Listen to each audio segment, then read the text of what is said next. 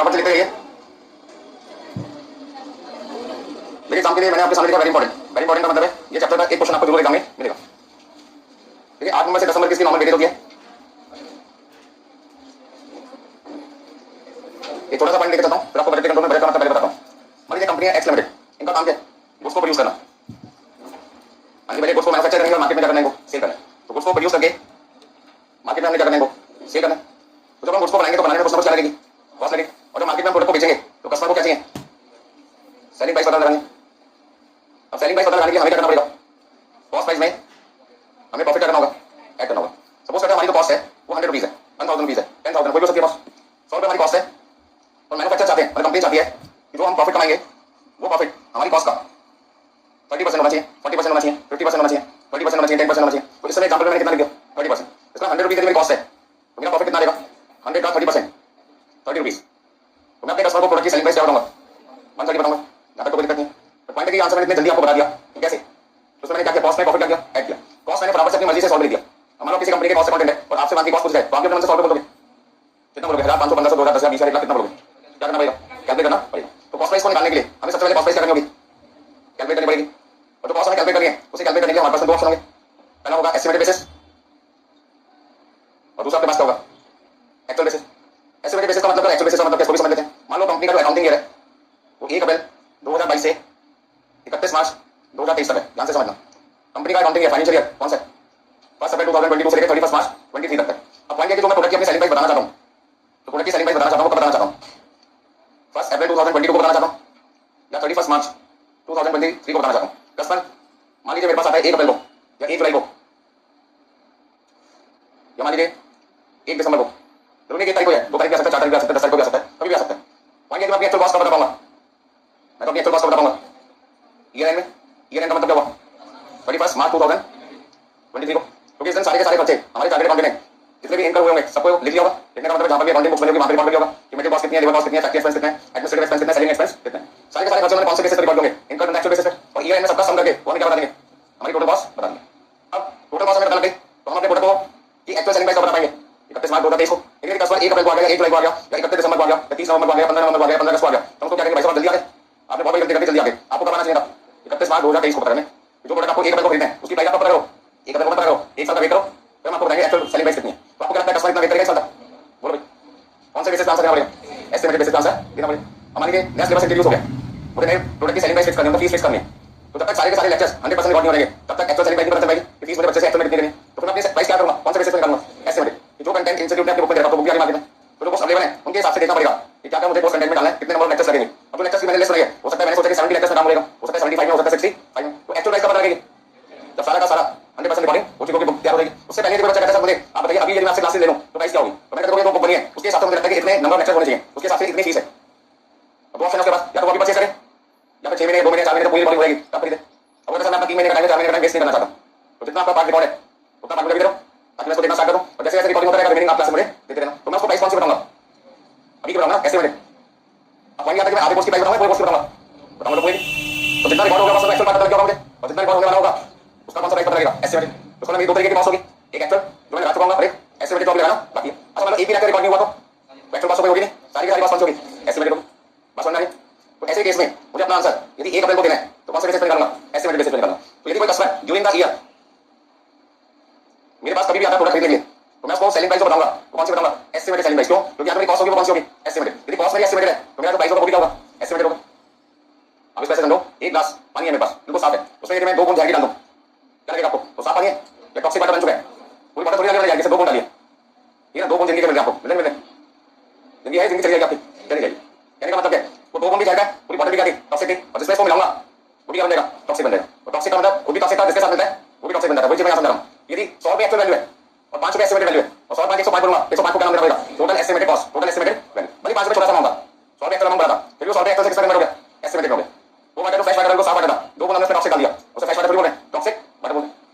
तो मैं आपको समझाने की कोशिश कर रहा हूं, यदि कोई कस्टमर मेरे पास में 31 मार्च की जगह सपोज करते 30 मार्च को आ गया, ईयर एंड से एक दिन पहले आ गया और वहां तक मेरे पास एक्चुअल कॉस्ट आ जाता है, क्योंकि 1 अप्रैल से कहां तक की 30 मार्च तक की खाली एक दिन की लगेगी, तो उसका एक दिन की जैसे मैं थोड़ी सी एस्टिमेटेड कॉस्ट बोल दूंगा एक्चुअल में, वो सारी की सारी एक्चुअल कॉस्ट भी क्या बन जाएगी, एस्टिमेटेड बन जाएगी। बस समझ रहे। तो आप जब भी during the year question solve करेंगे आप अपनी कौन सी कॉस्ट निकालेंगे, एस्टिमेटेड कॉस्ट निकालेंगे। अगर आपकी एस्टिमेटेड कॉस्ट निकलेगी तो उसके लिए आपको क्या बनाना पड़ेगा, क्या बनाना पड़ेगा, बजट बनाने पड़ेंगे।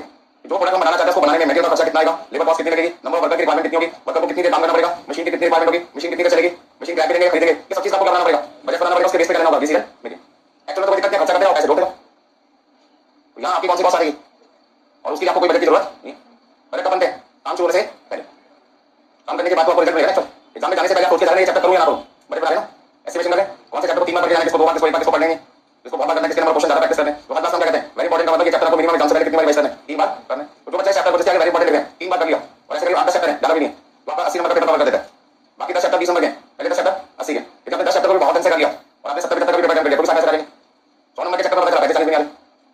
तो एग्जाम में स्ट्रेटजी बना के जाओ कि मुझे जितना करना है 100% सही करना है, 100 नंबर का करना है तो 100 नंबर का सही होना चाहिए, 70 का करना है 70 का सही होना चाहिए, 90 का करना है 90 का सही। ये ना कि 2 नंबर का एक चैप्टर आपका छोड़ दिया, चैप्टर पागल हो गए, बीमार हो गए, डॉक्टर से दवाई खाना स्टार्ट की, 2 नंबर का चैप्टर छोड़ दिया, 3 दिन पढ़ाई नहीं कर पाया, चक्कर में 3 दिन तो लॉस हो गए, 2 नंबर के पीछे पढ़ोगे 98 कौन सा है तुम्हारे, अरे 98 तो लाओ, वो हिंदुस्तान में ये समय आपके होंगे होंगे नहीं होंगे, तो जो है पहले उसको यूज करो, जो नहीं है उसके पीछे तो भाग लेना। तो यहाँ पर मैं आपको समझाने की कोशिश कर रहा हूँ कि मेरी बजट की रिक्वायरमेंट क्यों है, बजट की रिक्वायरमेंट है किसी भी चीज का एस्टिमेटेड आंसर देने के लिए मुझे सबसे पहले क्या बनाने पड़ेंगे, बजट बनाने पड़ेंगे। ये फैक्ट्री के अंदर कितनी प्रोडक्शन करनी है, कितना क्वांटिटी मुझे सेल करना है, कितनी क्वांटिटी मुझे एक्स्ट्रा प्रोड्यूस करके रखनी है। अच्छा बात बताना, यदि ड्यूरिंग द ईयर मुझे 9000 यूनिट बेचनी है, मेरे सेल डिपार्टमेंट ने एस्टिमेशन पता लगाया करके सेल बजट बनाया, क्या बनाया सेल बजट, और से पता लगा दिया कस्टमर को कितना सामान पूरे साल में चाहिए 9000 यूनिट, और मेरे प्रोडक्शन डिपार्टमेंट ने जो प्रोडक्शन मैनेजर है उसने 10,000 यूनिट बना ली, मैंने उसको बुला लिया, मैंने कहा सेल डिपार्टमेंट का 9000 बनाओ, तुम कितना बना रहे हो 10,000, तो 1000 यूनिट एक्स्ट्रा क्यों बनाई, क्यों हमारा पैसा बर्बाद कर दिया, क्या बात हो गया। कौन कौन आंसर देना चाहता है पहले बात कर, बस एक ही बंदा है 2 3 5 सब होना चाहते हैं, मोटी सैलरी भी चाहिए, कंपनी में बॉस भी बनना है, जवाब देना नहीं चाहते, कौन लगेगा तुम्हें, अरे जो क्लियर नहीं करोगे तो कौन लगेगा तुम्हें भाई, दो शाखा तो बताओ कौन बताना चाहेगा, 3 के आगे बोलो। मैं कहूँगी मेरी 9000 यूनिट बिकेगी इस साल, क्वेश्चन को ध्यान से सुनना, मेरी 9000 यूनिट बिकेगी, कस्टमर भी 9000 खरीदना है, मैंने 10,000 बना लिया, क्यों मैं पागल था, मैं पागल हूँ जो मैं 1000 एक्स्ट्रा यूनिट बना के बैठ गया, हाँ जी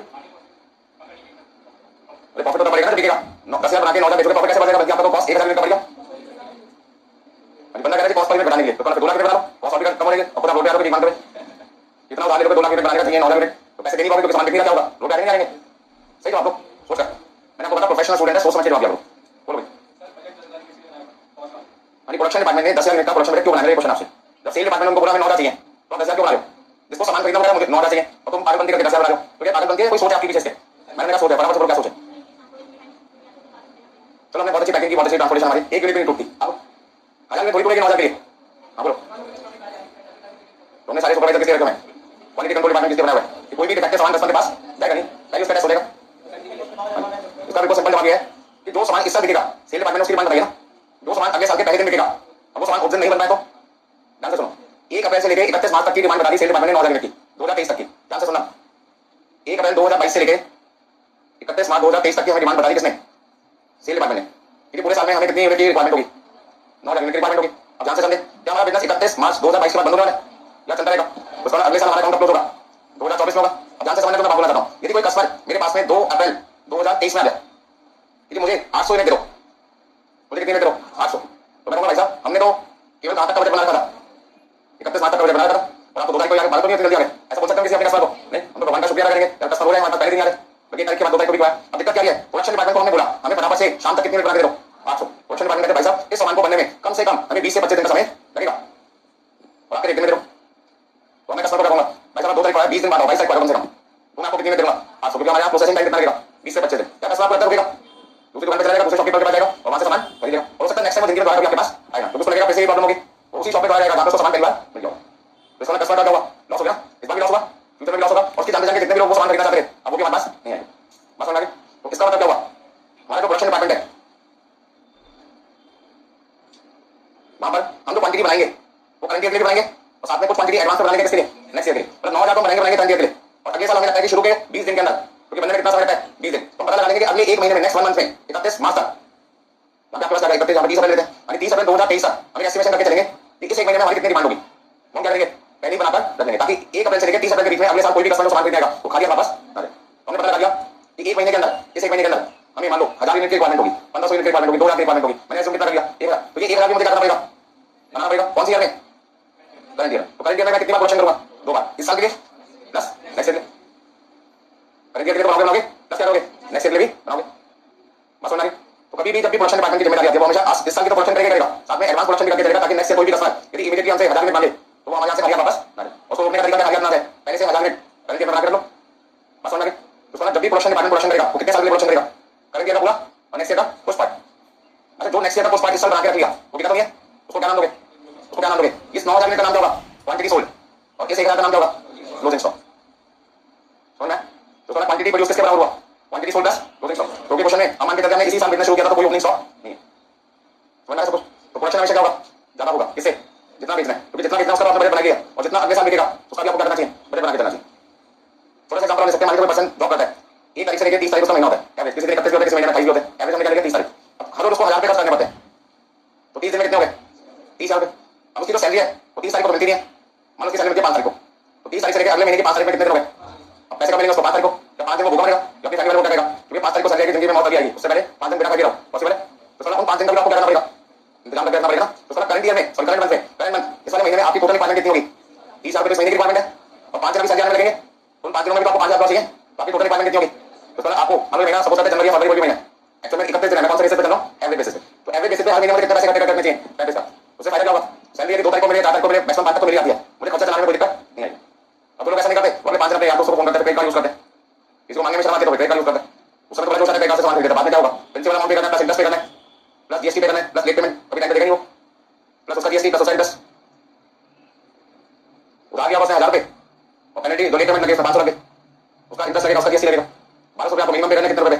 1000 रुपए। तो जिंदगी में क्या नहीं खरीदना आपको कभी, क्या नहीं लेना किसी से? Credit card. वो भी कहना पैसा क्रेडिट कार्ड फ्री में मिलेगा, अपने नाम पे दे मेरे को चाहिए, बहुत नुकसान होता है क्रेडिट कार्ड से, क्योंकि समझदार लोग यूज नहीं करते ना उसको, देखो लोग यूज करते हैं। हम यहाँ पे एक बजट बना रहे हैं कि हमें अगले महीने तक कितने पैसे चाहिए होंगे, तो हमने इस महीने के हमें 30,000 रुपए चाहिए और अगले महीने के लिए कितने पैसे चाहिए। तो यदि मुझसे पूछे आपको करंट मंथ में कितना पैसा अरेंज करना है, तो मैं कहूंगा इस महीने के रिक्वायरमेंट का 30,000 और अगले महीने के पहले 5 दिन का कितना 5,000, तो इस महीने कितने पैसे इकट्ठे करने चाहिए अपने पास? 35,000, ताकि अगले महीने यदि 4 तारीख को भी सैलरी मिले, 3 को भी मिले, मेरे को कोई दिक्कत नहीं होगी। ठीक है ना? अब जो बच्चे दिल्ली शहर में मान लीजिए हॉस्टल में पढ़ने आते हैं, हर महीने उनके पास एक पर्टिकुलर टाइम पे पैसा आता है, ठीक है, मतलब हर महीने की 2 तारीख को पैसा आता है, पेरेंट्स के बैंक में पैसा जमा करना है, आपके एटीएम से पैसे निकालना है। अब 2 तारीख को बैंक है, अगले महीने 2 तारीख आपको पता है गांधी जयंती है, बैंक आपने बुलावा, ठीक है, 1 तारीख को भी बैंक बंद है, 2 तारीख को भी बैंक बंद है, मान लो 3 तारीख को भी बैंक बंद है, अब 3 दिन तक पैसे बैंक में जमा नहीं हो पाए, ठीक है, और आपके पेरेंट्स हैं वो मान लीजिए यूपीआई सिस्टम यूज नहीं करते, वो कहते हैं बैंक में पैसा जमा कराऊंगा तभी आप बैंक से पैसे निकाल पाएंगे। पुराने जमाने की सोच आपको फायदा मतलब कि 3 दिन तक भिखारी को आपको क्या करना होगा? जिंदगी गुजारनी पड़ेगी, या फिर दोस्तों से मांगना पड़ेगा, मतलब मांगना तो पड़ेगा ना, या तो यूपीआई सिस्टम यूज करके फटाफट से आपके अकाउंट में क्या करते हैं, ट्रांसफर बैंक में देते हो। तो यदि आपको पता है कि ऐसी सिचुएशन फ्यूचर में मेरे साथ कभी हो सकती है, तो समझदारी क्या करती है कि 30 दिन के पैसे आपके अकाउंट में होने चाहिए और कितने दिन का पैसा आपके पास सरप्लस होना चाहिए? 3 दिन, 4 दिन और 5 दिन। तो मैं कहूंगा कितने दिन का पैसा एक्स्ट्रा रखो? 5 दिन का सेफ्टी स्टॉक कहते हैं, कॉस्टिंग की भाषा में क्या कहते हैं? Safety stock. यहां पे से क्या करें? एडवांस पैसा अपने पास अपने सेफ्टी पर्पस के लिए रखो, ताकि 2 तारीख को पैसा कोई दिक्कत नहीं, 3 बाय कोई दिक्कत नहीं, 4 बाय कोई दिक्कत नहीं, 5 तक तो बैंक भूल जाएंगे, ज्यादा 5 दिन तो बैंक बंद हो जाएंगे, बस समझ रहे? फिर क्या बजट इस तरीके का बना के रखो जितनी रिक्वायरमेंट इस महीने की वो तो पूरी हो जाए, साथ में कुछ रिक्वायरमेंट अगले महीने की भी पूरी कर सकें फ्यूचर कंटिजेंसी की वजह से, ठीक है? अगर घर से आप निकलते हो, आपको पता मेट्रो में जाना है, 50 रुपए जाने के लिए, 50 रुपए आने के लिए, वैसे क्या कितना मांगना चाहिए? 100 रुपए। तो फालतू पैसे किस लिए लेके जेब में घूमते हो? खाने के लिए, चलो खाने के लिए 50 रुपए रखिए, मैंने खाने के 50 रुपए 150 रुपए रखिए, फिर आपकी जेब में तो 250 रुपए टोटल बढ़ के 100 रुपए एक्स्ट्रा बढ़ेगा, वो किस लिए देगा? किसी भिखारी को देते रास्ते में देखकर, बल्कि उससे वहां पर लेकर मन करता है इतने पैसे इकट्ठे करके वो भी ले लो उसके, मैं तो सोचिए ना, कोई देना तो दोस्त के पास वो भी लेना। एग्जांपल को समझने की कोशिश करें, मतलब 100 रुपए आप एक्स्ट्रा जेब में रखे घूम रहे हो, वो क्या किसी को देना चाहते थे?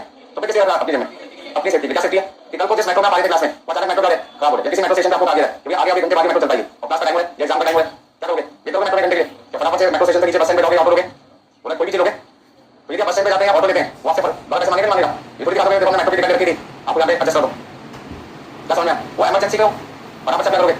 ऑटो वाले को जो 100 रुपए मांगते तो 100 रुपए का टाइम पे क्या करोगे? एग्जाम में पहुंचोगे, क्लास में पहुंचोगे, इमरजेंसी है जिसकी वजह से आपको मेट्रो से काम पे जाना पड़ रहा है, बस में या फिर ऑटो में, समझने की कोशिश करें। वो 100 रुपए किस लिए आते थे? फ्यूचर प्रॉब्लम को सॉल्व करने, पता नहीं तो प्रॉब्लम आ जाए, तो बजट जब भी बनेगा किस लिए बनेगा? आज की तो बनेगा, आज की रिक्वायरमेंट को पूरी करके रखिए, अगली बात की क्या करनी है? रिक्वायरमेंट पूरा करनी, ठीक है? मुझे फटाफट से नोट कीजिए सारे पॉइंट्स।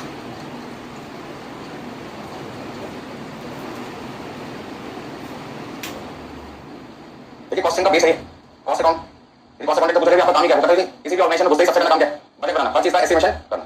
तो जो कॉस्ट अकाउंटिंग बजट ना बना पाए जॉब उसकी हमेशा करेगी खतरे में रहेगी, ठीक है ना? तो कॉस्टिंग का मेन पॉइंट आपके पास है बजट बनाना, तो यहाँ पे कंट्रोल वैल्यू लिखा हुआ है, बजट कंट्रोल, बजट के आगे कंट्रोल वैल्यू है, जो बजट आपने बनाया वो एस्टिमेटेड वैल्यू बनाएगा, उसको ईयर एंड में कैसे कंपेयर करना है? एक्चुअल वैल्यू से, और नेक्स्ट ईयर के लिए फिर से क्या बनाने पड़ेंगे?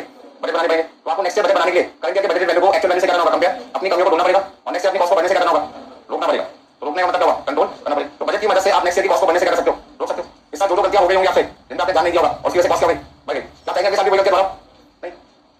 बात समझ आ रही? बहुत ध्यान से सारी चीजों पे फोकस करें। एक्चुअल कैलकुलेट करना आसान है, दिक्कत कहां पे है? एस्टिमेट। अभी मैं आपसे पूछ रही हूं आपका एग्जाम होगा दिसंबर 22 में, जून 23 में, कभी भी एग्जाम होगा, कितने मार्क्स आने वाले हैं? तो क्या पूछ लिया? अजीब सा क्वेश्चन पूछ लिया आप, अजीब सा इसलिए लग रहा है क्योंकि आपके पास उसका जवाब नहीं है। जिस दिन रिजल्ट आ जाएगा उस दिन फोन करके पूछूंगा, फटाफट से बता दोगे, पास हो गए तो पास हो गए, फेल हो गए तो फेल हो गए, जो भी है। अच्छा कोई बच्चे बातें तो पास हो जाए, बाकी तो सबका सूत्र होता है 3 करने के लिए, ठीक है? कहने का मतलब क्या हुआ? एक्चुअल आंसर देने के लिए सोचोगे, फटाफट से 50 समय बनाया, 80 40 50 जो भी है, जिसको लगाएंगे, जो जितनी मेहनत करेंगे उसके साथ नंबर आएंगे। मेरा क्वेश्चन आपसे ज्यादा, जब आपका टेंथ होगा उस समय पेपर देगा, निकलेंगे कितने नंबर आएंगे? जवाब दे सकते हो? नहीं दे सकते, क्योंकि आपको नहीं पता कि कितने चैप्टर पेपर क्या जाएंगे। चारों पेपर दोगे भी नहीं दोगे, ये तो कंडीशन है। के पेपर का एग्जामिनेशन फॉर्म भरते हैं तो मोर देन 50 to 60% बच्चे तो चारों पेपर देते नहीं है। चारों पेपर दोगे तो रिजल्ट कहां से आएगा? पास का किसी का पहला पेपर खराब होगा खराब, मतलब सारे खराब, जाने नहीं हो। 3 पेपर की ट्रांसपोर्टेशन बहुत बता देता वो अच्छा, ठीक है। मानिए का खर्चा हो गया ना उसका, ऐसे भैया मत करना, सारे पेपर दो। तो पहले पेपर में बड़ी मुश्किल से 40 आ रहे हैं और बाकी में सब में 60-70 आ रहे, ग्रुप आपका क्या होगा? निकल जाएगा। ऐसे तो लग गए ना, एग्जामिनेशन फीस तो आपकी जा चुकी चारों पेपर की, मतलब चारों पेपर की 1600 रुपए, एक पेपर की 400 रुपए, एक पेपर देने के बाद आपको लगा पेपर बाकी देना बेकार है, इंस्टीट्यूट में फोन कर दिया, मेल कर दिया, बाकी के 1200 वापस करो, इंस्टीट्यूट वापस करेगा। कौन सी कॉस्ट है आपकी? कौन सी कॉस्ट है? संक कॉस्ट, एसयूएन की डूबी कॉस्ट, डूब गई। जैसे आपने एग्जामिनेशन फॉर्म भर दिया पैसे आपके जैसे 1600 रुपए चले गए ऑनलाइन के थ्रू, या कैसे भी वापस लेंगे। अब आपका डिसीजन क्या, पेपर दूं या ना दूं, वापस लेंगे पैसे? ऐसी कॉस्ट को क्या कहते हैं? तो वापस ना मिले, लग चुकी है डिसीजन लेने के बाद कि मेरे को पेपर दे रहे हैं, डिसीजन ना दे रहे, पेपर नहीं दे रहे, दे या ना दे, पैसे वापस लेंगे, वैसी कॉस्ट को क्या कहते हैं? Sunk cost. अब तो पैसे मिलने ही नहीं है तो या चारों पेपर जाओ, हो सकता है कि बाकी 3 पेपर आपके किस्मत चमक जाए तो आप पास हो जाए। तो पहला काम क्या है? चारों पेपर देने हालत में, ठीक है ना, देखेंगे आप तो रिजल्ट कहां से आएगा? चलिए नेक्स्ट पॉइंट आपके पास है, बहुत बढ़िया। अभी कॉस्ट अकाउंटेंट नहीं चाहता कि बजट बनाने का काम हम आपको ही देंगे। बजट बनाने का काम एक कंपनी किसको देगी? चार्टर्ड अकाउंटेंट को या कॉस्ट अकाउंटेंट को? क्या चार्टर्ड बना सकते हैं? बना सकते हैं। तो दोनों काम एक ही बंदे को बोल रहे हैं कि सोचने का बाकी आपका, एक्चुअल का काम आपका। यदि एक ही पर्सन को एस्टिमेशन एक्चुअल दोनों का काम दे रहे हैं तो वो एस्टिमेशन का काम करेंगे, एक्चुअल निकालेंगे नहीं। वो कहते हैं बड़ा मेहनत करूं, कल को गलत वैल्यू आ गई, डिफरेंस आ गया तो मुझे जवाब देना पड़ेगा। तो एस्टिमेटेड वैल्यू क्या बोलेंगे? एक्चुअल। मैनेजमेंट को क्या लगेगा? कभी तो बंदा बहुत अच्छा है, जो सोचता वही होता है। परफॉर्मेंस बिजनेस की पता ही नहीं चलेगी कभी आपको, आप समझ गए? उसके अलग अलग लोगों को काम दिया गया।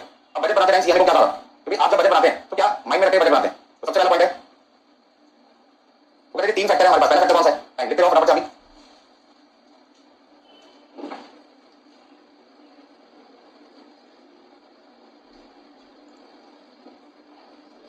देखिए जब कंपनी में बजट बनाते हैं CM, cost and management accountant, वो कहते हैं 3 पॉइंट्स हमारे पॉइंट दिमाग में चलते हैं जिनको ध्यान में रखते हुए हम क्या बनाते हैं? बजट बनाते हैं। तो यदि आपसे एग्जाम में पूछे सीएम में बजट बनाते हैं, किन किन पॉइंट को ध्यान में रखते हुए आंसर क्या होगा? टाइम फैक्टर, दूसरा क्वांटिटी और तीसरा आपके पास है अमाउंट। देखिए टाइम में हम बात करें किसकी? लेबर और दूसरा आपके पास है क्वांटिटी। हमारे पास में एक है क्वांटिटी प्रोड्यूस, दूसरा आपके पास है क्वांटिटी सोल्ड और तीसरा आपके पास है क्वांटिटी अनसोल्ड। और अमाउंट के केस में टोटल कॉस्ट, सेल वैल्यू,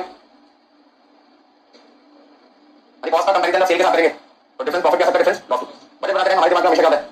जो काम करेंगे उससे हमें क्या होगा? फायदा होगा।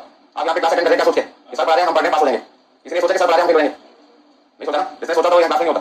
आपकी सोच क्या पॉजिटिव, ऐसे ही कॉस्ट अकाउंटिंग की सोच है पॉजिटिव। क्या पॉजिटिव है? जो कुछ बनाकर बेचेंगे उसे बनाने में पैसा लगेगा कम और मिलेगा क्या? ज्यादा। हमने सेल वैल्यू ज्यादा होगी, कॉस्ट क्या होगी? कम होगी। और डिफरेंस आपके पास हमेशा क्या आएगा? प्रॉफिट। ईयर एंड में चार्टर्ड अकाउंटेंट का एक्चुअल वैल्यू बताएंगे, तब पता लगेगा कि कॉस्ट आपकी कम थी या कॉस्ट आपकी ज्यादा थी, सेल वैल्यू ज्यादा थी या सेल वैल्यू कम थी, प्रॉफिट हुआ या लॉस हुआ। तो हम शुरू में आंसर कौन से बेसिस पे देते हैं? एस्टिमेटेड बेसिस पर हमेशा आंसर क्या देते हैं? पॉजिटिव। क्या क्या होगा? प्रॉफिट होगा। आज आपके पेरेंट्स आपसे पूछ रहे हैं जब एग्जाम होगा पेपर दोगे क्या होगा? पास या फेल? पास। और वो पूरा क्वेश्चन बोल भी नहीं पाएगा, पहले समझ मुझे क्या बोलना है? पास। पास होना चाहिए। तो हमारा एटीट्यूड होना चाहिए पॉजिटिव होना चाहिए। कॉस्ट अकाउंटेंट जब भी बजट बनाते हैं और प्रॉफिट की बात करते हैं तो नॉर्मली आंसर कौन सा देते हैं? प्रॉफिट। अब जब मैं कॉस्ट निकालूंगा तो कॉस्ट निकालते हैं मेरे पास दो तरीके की क्वांटिटी होगी, एक क्वांटिटी प्रोड्यूस और एक होगी क्वांटिटी सोल्ड। यदि मैं क्वांटिटी प्रोड्यूस को कॉस्ट पर यूनिट से मल्टीप्लाई करूंगा, क्वांटिटी प्रोड्यूस को कॉस्ट पर यूनिट से मल्टीप्लाई करूंगा तो मेरे पास क्या आएगी? Cost of quantity produce, cost of quantity produce. लेकिन दिक्कत क्या है कि जब मैं सेल वैल्यू निकालूंगा तो मुझे क्वांटिटी सोल्ड को किससे मल्टीप्लाई करना है? सेलिंग प्राइस पर यूनिट से। ध्यान से समझो, जब मैं सेल वैल्यू निकालूंगा तो उस सेल वैल्यू को निकालते हैं मुझे क्वांटिटी प्रोड्यूस लिखना है, क्वांटिटी सोल्ड लिखना है, क्वांटिटी सोल्ड लिखना है। बात समझ? तो इसका मतलब क्या हुआ? यहां तो कॉस्ट निकल के आएगी और यहां तो सेल वैल्यू निकल के आएगी। क्या मैं उसको कंपेयर कर पाऊंगा? आगे ना जवाब दीजिए, ये तो बोलते ही आप भी। क्या मैं इन दोनों वैल्यू को कंपेयर कर पाऊंगा? क्यों नहीं कंपेयर कर पाऊंगा? क्योंकि मेरा बेस खाली खोल गया। यहाँ पे क्वांटिटी प्रोड्यूस और यहाँ पे क्या? Quantity sold. मान लीजिए दोनों बराबर होती, क्वांटिटी प्रोड्यूस भी 10,000 क्वांटिटी सोल्ड भी 10,000, तब तो मैं कंपैरिजन कर सकता था। और क्वांटिटी प्रोड्यूस 10,000 क्वांटिटी सोल्ड 9,000 है। आप इसको ऐसे समझें, क्वांटिटी प्रोड्यूस 10,000, क्वांटिटी सोल्ड आपके पास है 9,000 यूनिट, और आपकी अनसोल्ड कितना है? 1,000 यूनिट है। तो जो सामान बिका ही नहीं है इस साल, क्या वो सेल वैल्यू में शामिल है? तो उसकी कॉस्ट नेक्स्ट साल 10 से दे पाऊंगा। तो इसका कंपैरिजन करने के लिए मुझे क्या करना पड़ेगा? कॉस्ट भी किसकी निकालनी पड़ेगी?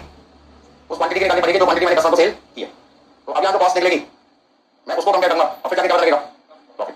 तो जब भी प्रॉफिट पता लगाना होता है क्या ध्यान रखना है? Selling price per unit minus cost per unit, जो डिफरेंस आएगा उसका नाम क्या होगा? Profit per unit. और उसको मल्टीप्लाई करना है किससे? क्वांटिटी सोल्ड से। क्वांटिटी सोल्ड से क्या कर दो? मल्टीप्लाई कर दो।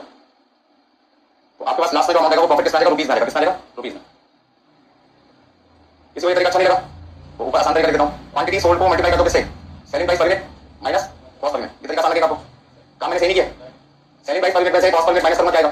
Profit per unit. और प्रॉफिट पर यूनिट को किससे मल्टीप्लाई कर रहा हूं? क्वांटिटी सोल्ड से। तो ये वाला तरीका नीचे लिखा है स्टेटमेंट फॉर्म हो गया, और ऊपर वाला तरीका क्या होगा? Equation form.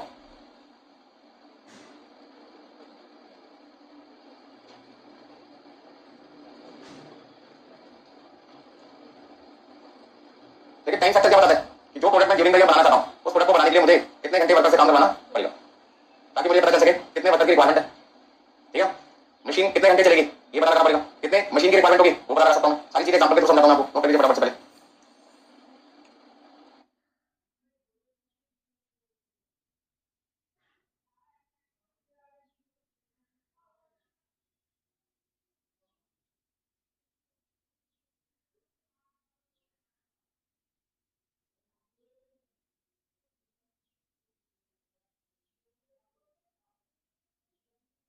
ठीक है सबने?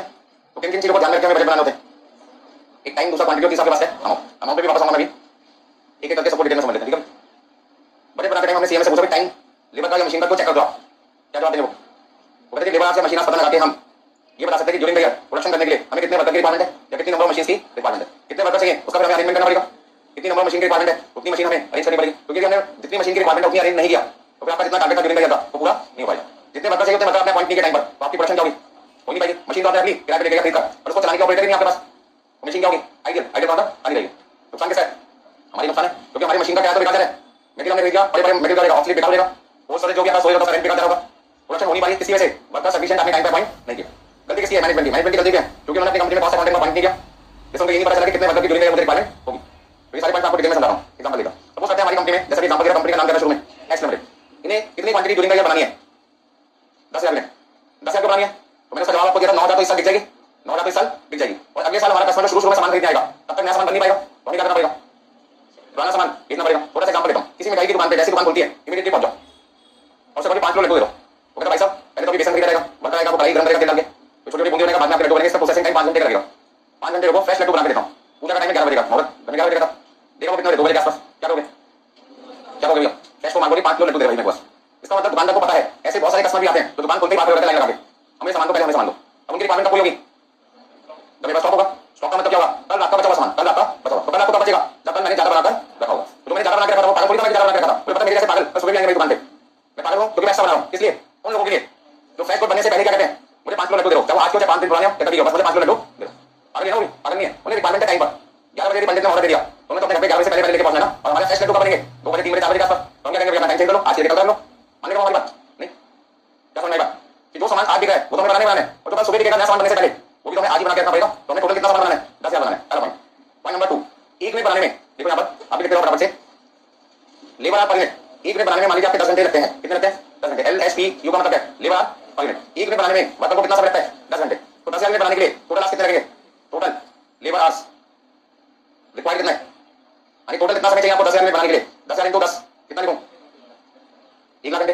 अब नेक्स्ट पॉइंट, एक वर्कर एक साल में मान लीजिए 5,000 घंटे काम कर सकता है, 10,000 घंटे काम कर सकता है, 15,000 घंटे काम कर सकता है, 20,000 घंटे काम कर सकता है, तो कहते हैं साल में 365 दिन है, कितने दिन है 365, उसमें से 65 दिन की छुट्टियां होती है, सैटरडे संडे मंडे फेस्टिवल आगे, मतलब हमारी कंपनी में 300 वर्किंग डे कितने 300। तो वर्किंग डेज कितने लिए हमने, वर्किंग डेज का मतलब है एक साल में फैक्ट्री के अंदर कितने दिन काम होता है, ठीक है, working hours per worker per day. एक वर्कर एक दिन में हमारे यहाँ पर मान लीजिए 12 घंटे काम करता है या 15 घंटे काम करता है, 8 घंटे काम करता है, 20 घंटे काम, एक दिन में 20 तो बहुत ज्यादा हो जाएगा, अगले दिन आ नहीं पाएगा। तो मान के चलते हैं, सपोज करते हैं 15 ले लें, 10 ले लें, 8 ले लेते हैं, 8 घंटे ले लेते हैं, ठीक है। तो ऐसे में वर्किंग आवर्स पर वर्कर कितना गया, एक वर्कर का कितना गया बताओ जल्दी से, 300 दिन काम करे 8 घंटे के हिसाब से, तो एक साल के एक वर्कर का समय कितना देगा 24 पड़ेगा। बस समझ। अब नंबर ऑफ वर्कर कितने चाहिए, find number of workers required, एक पॉइंट तो ये पूछ रहे हैं। दूसरा टोटल लेबर आवर्स रिक्वायर्ड, पहला आंसर अभी निकालना बाकी है पर दूसरा आंसर निकाल चुके। टोटल लेबर आवर्स कितने चाहिए आपको 1 लाख घंटे, मतलब हमारी फैक्ट्री में 10,000 यूनिट बनाने के लिए 10,000 यूनिट बनाने के लिए कितने आज काम करना जरूरी है वर्कर का 1 लाख घंटे। पहला आंसर हो गया। दूसरा आंसर ये इस 1 लाख घंटे को पूरा करने के लिए यदि एक वर्कर हमारी फैक्ट्री में 300 दिन काम करता है, रोज 8 घंटे काम करता है, मतलब 24 घंटे काम करता है, तो बताइए ऐसे वर्कर कितने चाहिए होंगे जो हमारे 1 लाख घंटे का टारगेट पूरा कर सके। तो नंबर ऑफ वर्कर कैसे निकालोगे, नंबर ऑफ वर्कर्स निकालने के लिए आपको क्या करना पड़ेगा, टोटल कितने घंटे वर्कर से काम करवाना है, टोटल वर्कर से कितने घंटे काम करवाना है 1 लाख, और एक वर्कर हमारे यहाँ पे कितने घंटे काम करता है, तो देखिए अप्रोक्सीमेटली कितना है 1 लाख डिवाइड बाय 2400 41.66, मतलब राउंड ऑफ करके कर लिया 42। बस समझ आ रही। तो उसके बाद during the year company x limited को कितने वर्कर की जरूरत पड़ेगी 42 वर्कर की, और मान लीजिए उनकी कंपनी में इस समय 30 वर्कर काम कर रहे हैं, एक्स लिमिटेड के यहाँ पर कितने वर्कर काम कर रहे हैं 42 ठीक है। अरे 1 लाख घंटे वर्कर से काम कराना पूरे साल में, ध्यान से समझो। एक मिनट बनाने में वर्कर के 10 घंटे लगते हैं, 10,000 मिनट आपको बनानी है इस साल, तो 10,000 मिनट बनाने के लिए 10 घंटे के हिसाब से वर्कर का टाइम कितना चाहिए 1 लाख घंटे। पहला पॉइंट। दूसरा पॉइंट, एक वर्कर एक दिन में कितने घंटे काम करता है 8 घंटे, तो 300 दिन को फैक्ट्री में काम करने आएगा तो कितने घंटे काम करेगा 2400 घंटे। इसका एक वर्कर ने फैक्ट्री में कितने घंटे काम करना है 2400, तो 1 लाख घंटे काम करवाने के लिए कितने वर्कर की रिक्वायरमेंट होगी 41.66 राउंड ऑफ करके कितना कर दिया 42। वर्कर आ पाएगा नहीं, आएगा नहीं, कोई ऑप्शन होगा ना, ठीक है।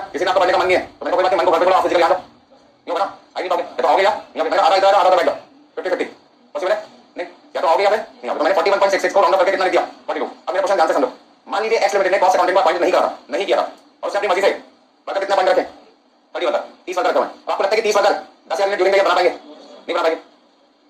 समझ रहे क्यों नहीं बना पाएंगे? क्योंकि जो 30 वर्कर है, एक वर्कर कितने घंटे काम करता है? 2400। यदि एक वर्कर एक साल में 2400 घंटे काम करता है तो 30 वर्कर रखकर हम 72,000 घंटे तो काम कर पाएंगे। और यदि एक में बनाने में 10 घंटे का वक्त लगता है तो 72,000 घंटों में 10 घंटे के हिसाब से ड्यूरिंग द ईयर हम कितनी प्रोडक्शन कर पाएंगे? 7200। और हमारी रिक्वायरमेंट कितनी है? 10,000 की क्या पूरी हो पाएगी? तो कंपनी में एक्स लिमिटेड के जो डायरेक्टर है, जो भी सीईओ है, बंदा होगा वो परेशान हो जाएगा, हम तो अपना टारगेट पूरा नहीं कर पाए। मांगने वाले 10,000 यूनिट मांगे और हम बना कितना रहे? 7,200। तो 2800 यूनिट की प्रोडक्शन इस साल क्या हो गई? कम हो गई। क्यों कम हो गई? 2800 यूनिट की प्रोडक्शन इस साल कम हो गई। क्यों कम हो गई? क्योंकि कंपनी ने बजट नहीं बनाया था, अपनी मर्जी चलाई। उसने कितना वर्कर रखे? 30। तो मेरा 7 वाली कंपनी में 20 वर्कर काम करें, मेरे कितने करें? 30। बहुत है, ठीक है ना? 7 वालों को देख के अपनी फैक्ट्री थोड़ी चलेगी। 7 वालों के करने वाले 3 लोग रहते हैं तो मान के 3 लाख है, आपने अपने घर में 1 लाख एक्स्ट्रा करके दिवाली के देखो, वहां पर 4 लाख है, और आपकी फैमिली में तो 10 लोग हैं तो 10 लाख होनी चाहिए 7 लाख। तो जो रिक्वायरमेंट आपकी है वो 7 वाली फैक्ट्री की 7 वाली गलती है। एग्जांपल को समझो, 7 वाले से मेरा कोई लेना देना नहीं है।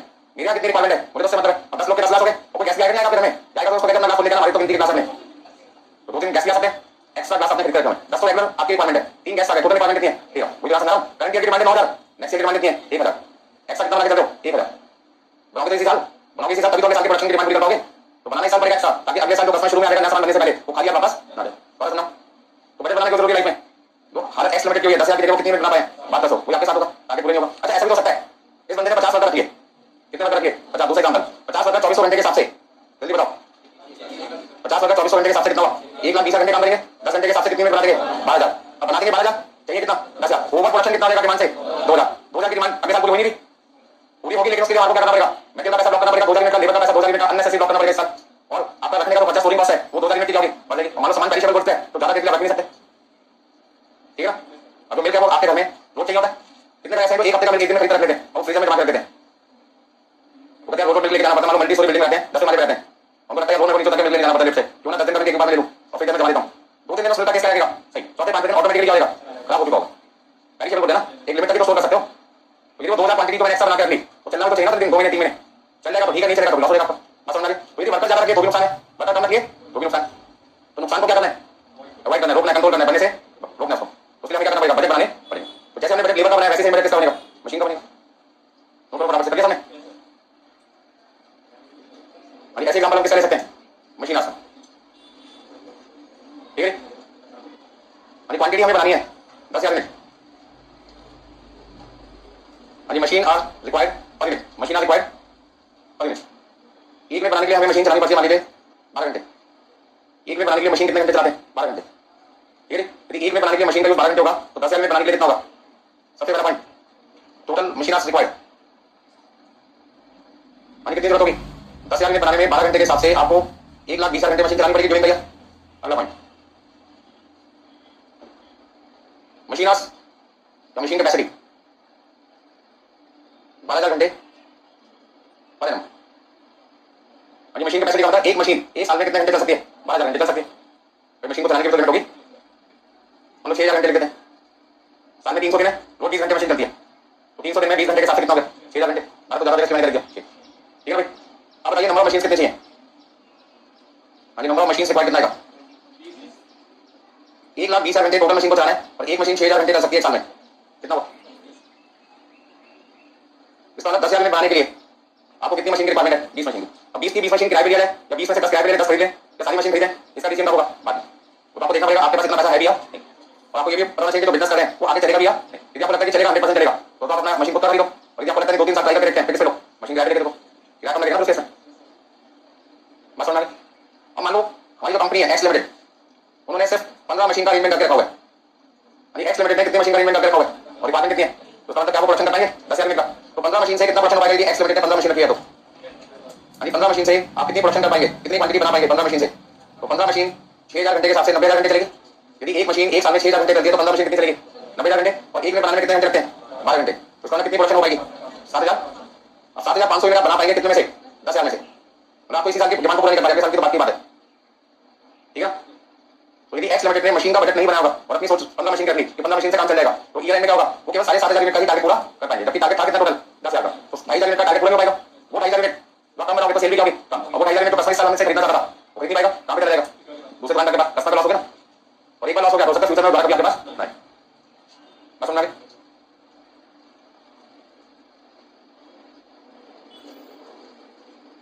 ठीक है सबने?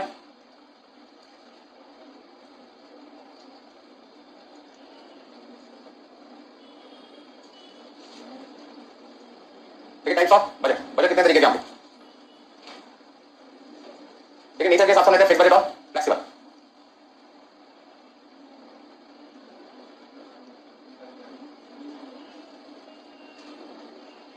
और यदि बात करें फंक्शन के हिसाब से, फंक्शन का मतलब बहुत सारे हमारे एक्टिविटीज होते हैं, अलग काम होते हैं। पहला काम है सेल करना, दूसरा काम है प्रोडक्शन करना, तीसरा काम है मटेरियल का खर्चा करना, चौथा लेबर का अरेंज करना, पांचवा मशीन का खर्चा, छठा एडवर्टाइजमेंट का, सातवां एडमिनिस्ट्रेटिव रिसर्च एंड डेवलपमेंट। ये सारी एक्टिविटीज हमें करनी है। तो जो काम हमें करने होते हैं बिजनेस में, उनके लिए बजट बनता है फंक्शनल बजट। कौन सा बजट? फंक्शनल। तो अब तो मैं आपको लिस्ट लिखा रहा हूं, कौन सा बजट है? Functional budget. मतलब budget based on function, that is activity. क्या काम करना है उसका हमें करना है बजट। हमें सेल करनी है, सेल बजट, प्रोडक्शन करनी है, प्रोडक्शन बजट, एडवर्टाइजमेंट करना है, एडवर्टाइजमेंट बजट, मटेरियल खरीदना है, मटेरियल बजट, लेबर अपॉइंट करनी है, लेबर बजट।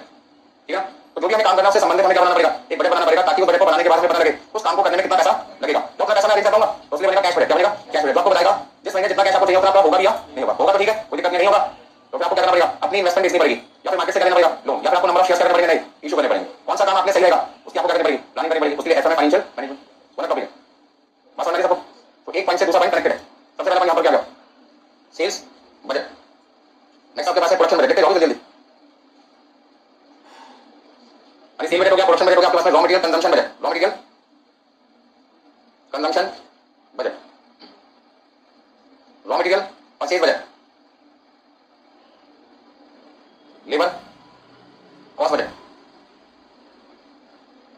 अरे आपके पास रहेगा ओवरहेड कॉस्ट बजट। अरे सारे के सारे लोग जानते हैं कि ओवरहेड को हमने कितने कैटेगरी में बांटा है? 3 कैटेगरी। कौन कौन सी? फैक्ट्री ओवरहेड कॉस्ट बजट, दूसरा office and administrative overhead cost budget, selling and distribution overhead cost budget.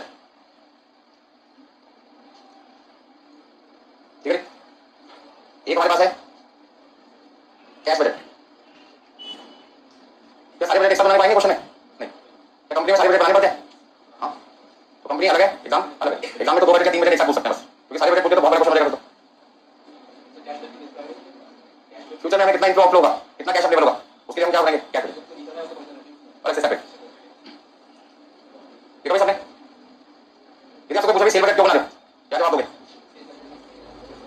Note करिए सबने। तो यहां से आपका पहला बजट शुरू होता है जिसका नाम क्या है?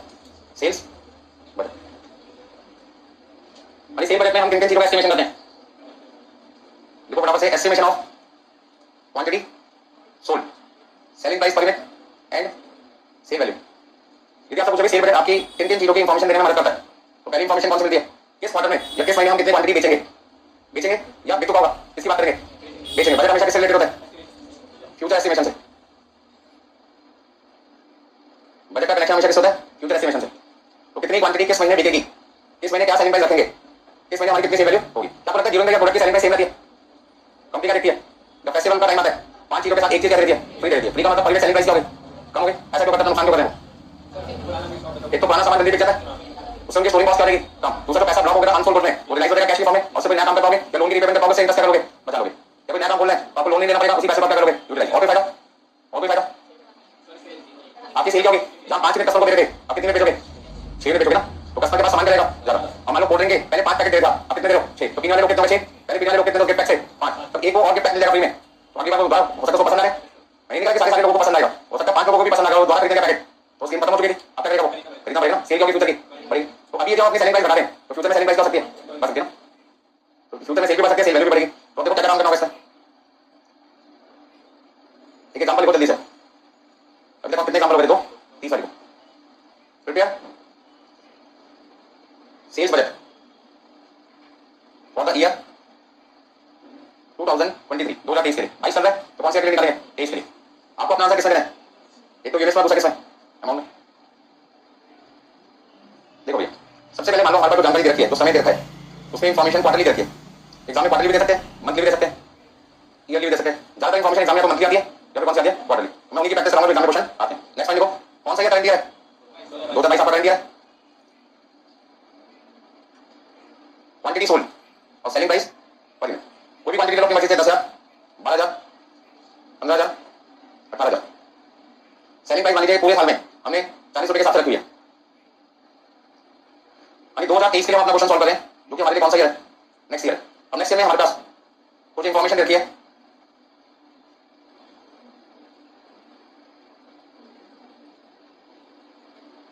वो कहते हैं अगले साल 2023 के पहले क्वार्टर में, ध्यान से समझें, अगले साल 2023 में पहले क्वार्टर में हम अपने प्रोडक्ट की सेलिंग प्राइस 5% क्या करना चाहते हैं, कम करना चाहते हैं। मतलब सामान सस्ता मिलेगा तो कस्टमर ज्यादा खरीदेगा। तो मान लीजिए ऐसा करने से हमारी सेल 10% क्या होगी, बढ़ेगी। सेल 10% क्या होगी, बढ़ेगी। अब 10% प्राइस हमने घटा दिया क्वार्टर 2 में, हमने देखा हमारी सेल 15% बढ़ गई।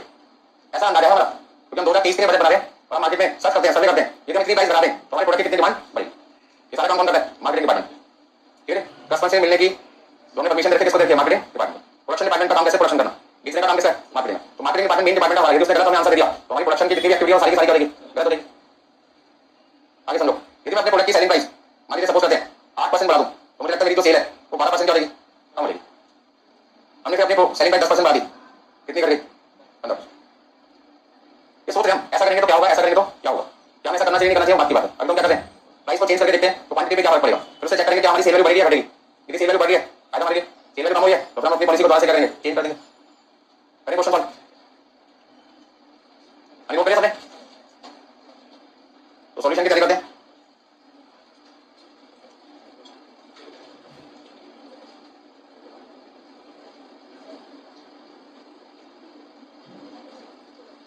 देखिए बराबर से ऊपर में लिखा सॉल्यूशन में सेल्स बजट। तो सेल बजट हम बना रहे कौन से के लिए बना रहे, फॉर द ईयर 2023 के लिए। आंसर हमें किसमें चाहिए, यूनिट पर अमाउंट में। करंट ईयर कौन सा ईयर था, 2022। और नेक्स्ट ईयर आपके पास कौन सा है जिसके लिए बजट बनाना है, 2023। कितने समय के लिए बजट बनाना है, तो एक साल का बजट बनाना है, लेकिन एक साल में क्वार्टर कितने हैं, 4। तो बजट बनाना है एक साल का 2023 का, पीरियड कितने हैं, 4। Quarter 1, quarter 2, quarter 3, quarter 4। अच्छा यहाँ पे क्वांटिटी सोल्ड कितनी है और सेलिंग प्राइस कितना था। क्वांटिटी सोल्ड था 10,000, 12,000, 15,000 और कितना है 18,000। 10,000, 12,000, कितना लिखूं, 15,000, 18,000। सेलिंग प्राइस कितनी थी क्वेश्चन में, 40 रुपए हर क्वार्टर में। इसमें 2022 में हम अपने प्रोडक्ट की सेलिंग प्राइस कांस्टेंट रखते हैं और 2023 में सोचते हैं यदि प्राइस को कम बढ़ते करके देखें तो क्या चेंज आएगा। हमने कहा चेंज आएगा, सेल बढ़ भी सकती है, सेल कर भी सकती है। तो अगला पॉइंट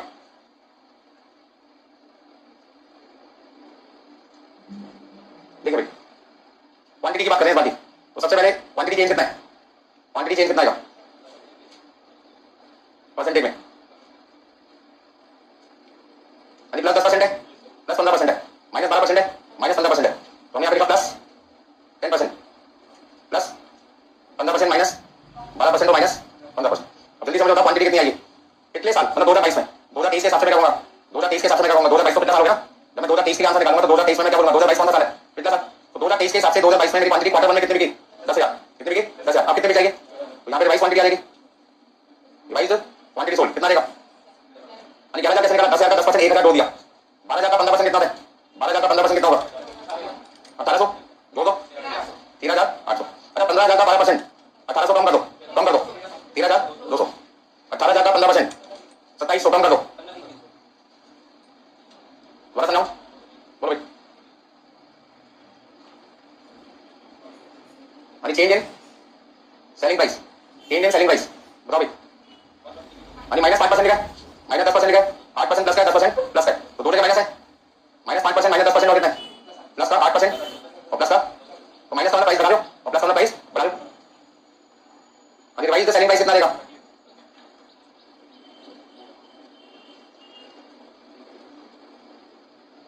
बोलो भाई। 40 रुपए में 5% माइनस कर दो, 40 रुपए में 5% आपने माइनस किया, कितना लिखें, 38। यानी 40 रुपए में 10% घटा दिया, 36। 40 रुपए में 8% जोड़ दिया, 43.2। और 40 रुपए में 10% जोड़ दिया, 44। अब क्या निकालना है, रिवाइज द सेल्स वैल्यू। यानी revise the sales value, sales value निकालनी है आपको, कैसे निकालेंगे, सेल्स वैल्यू निकालने के लिए क्या करना पड़ेगा आपको, क्वांटिटी को सेलिंग प्राइस से करना होगा, मल्टीप्लाई कौन सी quantity, revise the sales quantity, revise the sales quantity को मल्टीप्लाई करना पड़ेगा किससे, revise the selling price per unit से। और बहुत आसान है, क्वांटिटी भी रिवाइज ले लो और प्राइस भी रिवाइज। रिवाइज का मतलब 2023 की क्वांटिटी और 2023 की सेलिंग प्राइस। अब आप बताओ 11,000 को मैं मल्टीप्लाई करूंगा 38 से, तो 11,000 को जब मैं 38 से मल्टीप्लाई करूंगा तो मेरे पास कितना आएगा, 4,18,000। ऐसी 13,800 को मल्टीप्लाई करूंगा 36 से, 13,800 को मल्टीप्लाई करूंगा 36 से, वो 96,800। चलो यहाँ पे मैंने क्या 13,200 को मल्टीप्लाई किससे, 43 पॉइंट कितना लिखूं, 240। अरे 15,300 को हमने मल्टीप्लाई किया 44 से, 15,300 को मल्टीप्लाई कर दिया 44 से, तो आपके पास आ जाएगा 6,73,000। तो इस तरीके से हमने नेक्स्ट ईयर का क्या बना लिया, बजट बना लिया। बराबर से नोट करो भाई।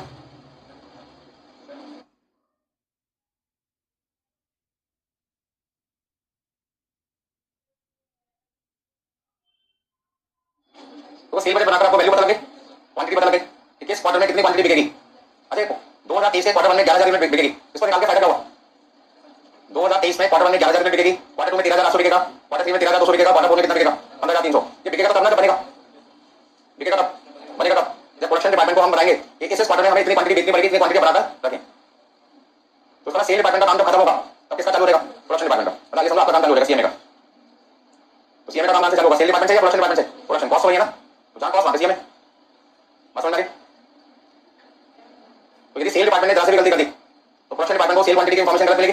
अगर सेल क्वांटिटी की इंफॉर्मेशन गलत मिलेगी तो सारा काम फ्यूचर में गलत हो जाएगा, गलत हो जाएगा। तो सबसे मेन फैक्टर कौन सा होता है, सेल बजट, वो सही होना चाहिए। आप कोई छोटी सी पार्टी ऑर्गेनाइज कर रहे हैं और आपको ये नहीं पता कितने गेस्ट आने, और अपने कैटरिंग वाले को ठेका देके 50 लोगों का बिना सोचे समझे आगे 100 लोग, क्या होगा, खूब पड़ेंगे।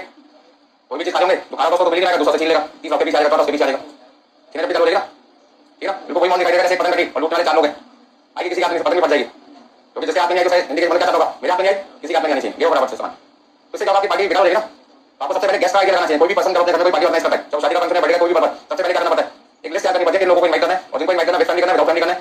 विद फैमिली का काट देंगे, मेरे को पता है उसमें कोई तो आगे काट के क्या लिखो, 4 लोग आते कितने में से लोग, बाकी लोग सॉल्व लो, नुकसान को करते अपना, जितने लोग आएंगे और जितने अलग अलग लोग आएंगे इतना फायदा। एक फैमिली के 4 लोग आते हैं, सबसे ज्यादा नुकसान होता है, पैसे कितने बनाते हैं एक बार, 4 लोगों को काटो, 4 लोग आएंगे, खाना देंगे, पैसे कितने मारेंगे 4 बार। तो लिस्ट बनाने से पहले सोचो कि आपको सिंगल काट देना या विद फैमिली देना, बात समझ रही है ये चीज।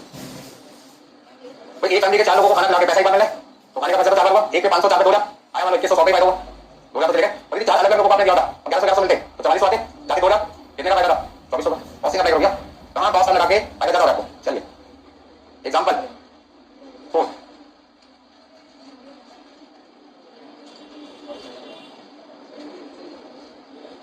बराबर बराबर लिखो।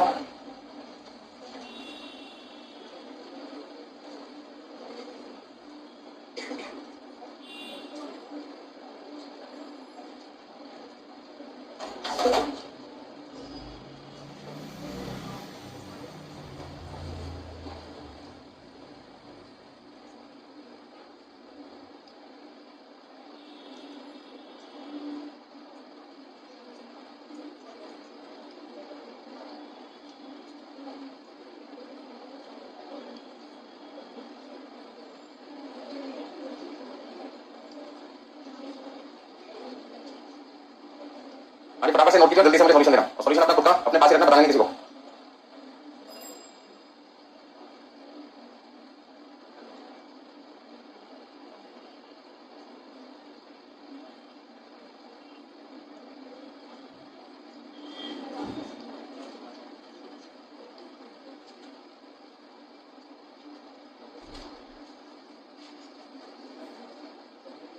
अरे सेल बजट आपको बनाना है 2023 का, कर पाओगे? चलो बराबर से करो।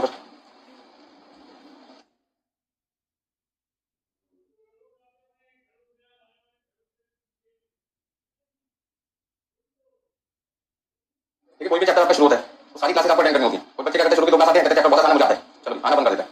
तो हर चैप्टर की मेन क्लास कहां से चालू होती है, 3rd या 4th क्लास से, ठीक है ना। वहां से आपको पता लगता है चैप्टर में कितना दम है। तो शुरू की पहली 2 क्लासेस मान के चलो आपका फाउंडेशन लेवल, अगली 2 क्लासेस इंटर लेवल है, आखिरी की 2 क्लासेस फाइनल लेवल। अब फाउंडेशन करके तो फाउंडेशन कितने नंबर आएंगे ना, इंटर लेवल में तो गिरोगे। तो इसे एग्जांपल के समझाने की कोशिश करोगे, कोई भी छुट्टी नहीं लेनी किसी भी क्लास में। जब भी छुट्टी करनी है आपकी class Tuesday Thursday Saturday Sunday चलती है, तो मंडे वेडनेसडे फ्राइडे छुट्टी रखनी है, ठीक है ना। और यदि मंडे वेडनेसडे फ्राइडे रखते हो भैया दोनों क्लास के पहले के बाद में अपना काम निपटा लो, प्लान तो करना पड़ेगा ना, स्टडी तो बनानी पड़ेगी। लेकिन हर वक्त मन करेगा यार मूवी आगे नहीं, चलो छुट्टी ले लेते हैं, आज भैया का बर्थडे है छुट्टी ले लो, तुम्हारी इतनी छुट्टी हो जाएगी, तुम्हारी छुट्टी हो जाएगी कोर्स से। तो मैंने देखा कई बच्चे ऐसे हैं जो 2 क्लास 3 क्लास आते हैं, 1 2 क्लास गायब हो जाते हैं, 2 3 क्लास आते हैं फिर गायब हो जाते हैं। हमारे साथ से बोलते हैं क्या पढ़ाते हैं समझ नहीं आता, अरे बीच की 2 क्लास गायब हो गए तो तीसरी क्लास कहां से समझ आएगी। तो चाहे बच्चा ऑनलाइन हो या ऑफलाइन हो, रेगुलर स्टडी करना पड़ेगा उसको। हमारे सपोज करते हैं एक चैप्टर की 8 क्लास है, 2 देखी बीच की 2 गायब कर दी, आपने सीधा 5th क्लास देखेंगे, जल्दी कोर्स खत्म होगा, कर लो जाएगी ना। तो 2022 की हमें कंप्लीट जानकारी क्वेश्चन में रखी है और हमें आंसर निकालना है 2023 का। 2 फॉर्मेट मैंने पिछले क्वेश्चन में यूज किया था, वही फॉर्मेट आप यहां पे यूज कर सकते हैं। तो काम करो पिछली बार का फॉर्मेट यूज कर लेता हूं, टेबल कम बनानी पड़ेगी मुझे, कई बच्चे बात में नाराज हो गए। टेक्नोलॉजी भैया फाइंड आउट हो,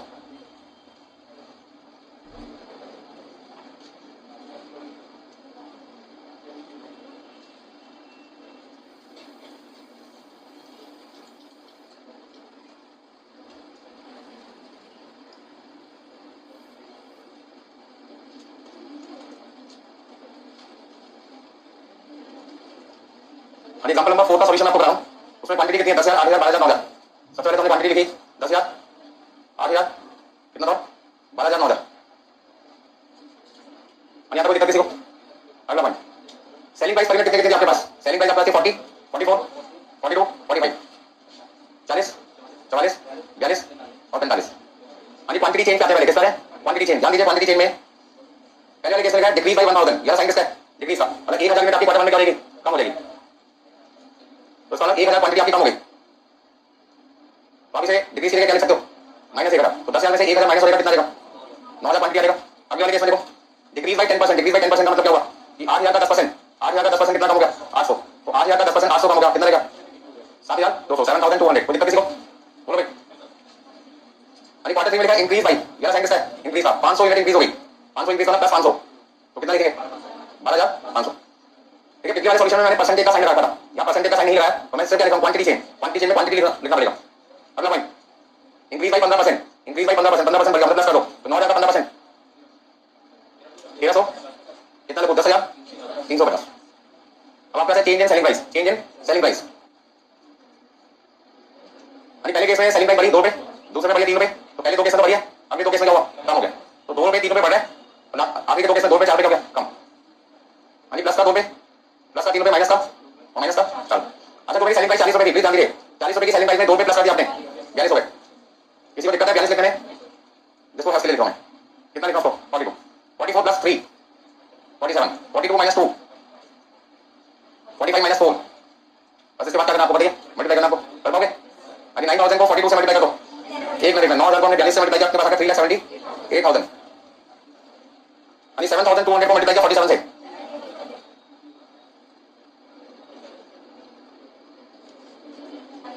5 लाख, 4,24,350। कोई पॉइंट रिपीट करना है? जो लास्ट तक बैठा किसी को दिक्कत? आगे सबको समझने?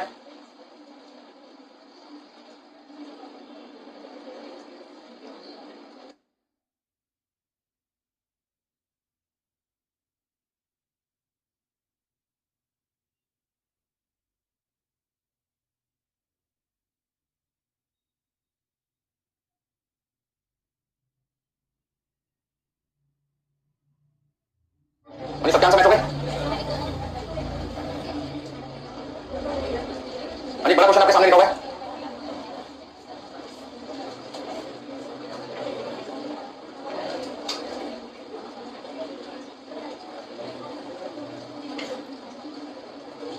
बुक में कौन सा क्वेश्चन नंबर 29?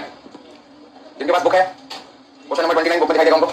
जो बुक नहीं लेके आए साथ वाले यहां से फोटो खींच लो या बोर्ड पर देख लो।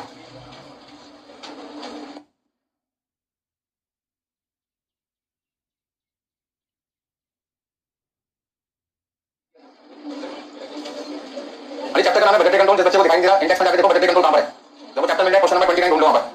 इतना मुश्किल है, सामने देख वहां देख लो। एक बार पूरा क्वेश्चन ढंग से पढ़ो। काफी सारे बच्चे तो देखते रह गए, इतना बड़ा क्वेश्चन है। जितना बड़ा क्वेश्चन उतना आसान होगा। कॉस्टिंग में ध्यान रखना, कॉस्टिंग के अंदर सबसे बड़ी दिक्कत आती है जितने छोटे क्वेश्चन होते हैं उतने खतरनाक होते हैं, जितने बड़े क्वेश्चन होते हैं उतने आसान होते हैं, क्योंकि ज्यादा इंफॉर्मेशन डायरेक्ट होती है। भाई जितना बड़ा क्वेश्चन होगा इंफॉर्मेशन क्या मिल रही है? ज्यादा मिल रही है। हमारे सपोर्ट करते किसी बंदे का शादी का कार्ड छपा, अपना नाम लिखा, लड़की का नाम लिखा, कार्ड खत्म। दिक्कत हो गई ना? कहां जाना है, कब जाना है, कुछ नहीं पता। कार्ड में सारी जानकारी लिखी होती है, फोन नंबर लिखा होता है, पूछ लेना। कार्ड को ध्यान से समझो। कार्ड जितना बड़ा होगा उतना आपके लिए होगा आसान। बंदा उसके पीछे नक्शा भी डाल देता है, कहां पे जाना है, गूगल मैप का लिंक भी डाल देता है, एडवांस हो गया सब कुछ। ठीक है, तो जितना बड़ा होगा कार्ड उतना आसान होगा आपके लिए। किसकी शादी में जाना है, कब जाना है, कौन सा रिश्तेदार है, कितने चौका है, कितने लोग रकम देना, सबके बारे में पता है। कार्ड में से लड़का लड़की का नाम लिखा है, चलो वो भी 18 से डेट डाल दिया और कार्ड पूरा हो गया। तो क्वेश्चन कैसे होता है पासिंग के अंदर? जितनी कम इंफॉर्मेशन दिमाग उतना ज्यादा खराब होता है, जितनी ज्यादा इंफॉर्मेशन उतना आसान होता है। तो एक बार पूरा क्वेश्चन नंबर 29 पढ़ो।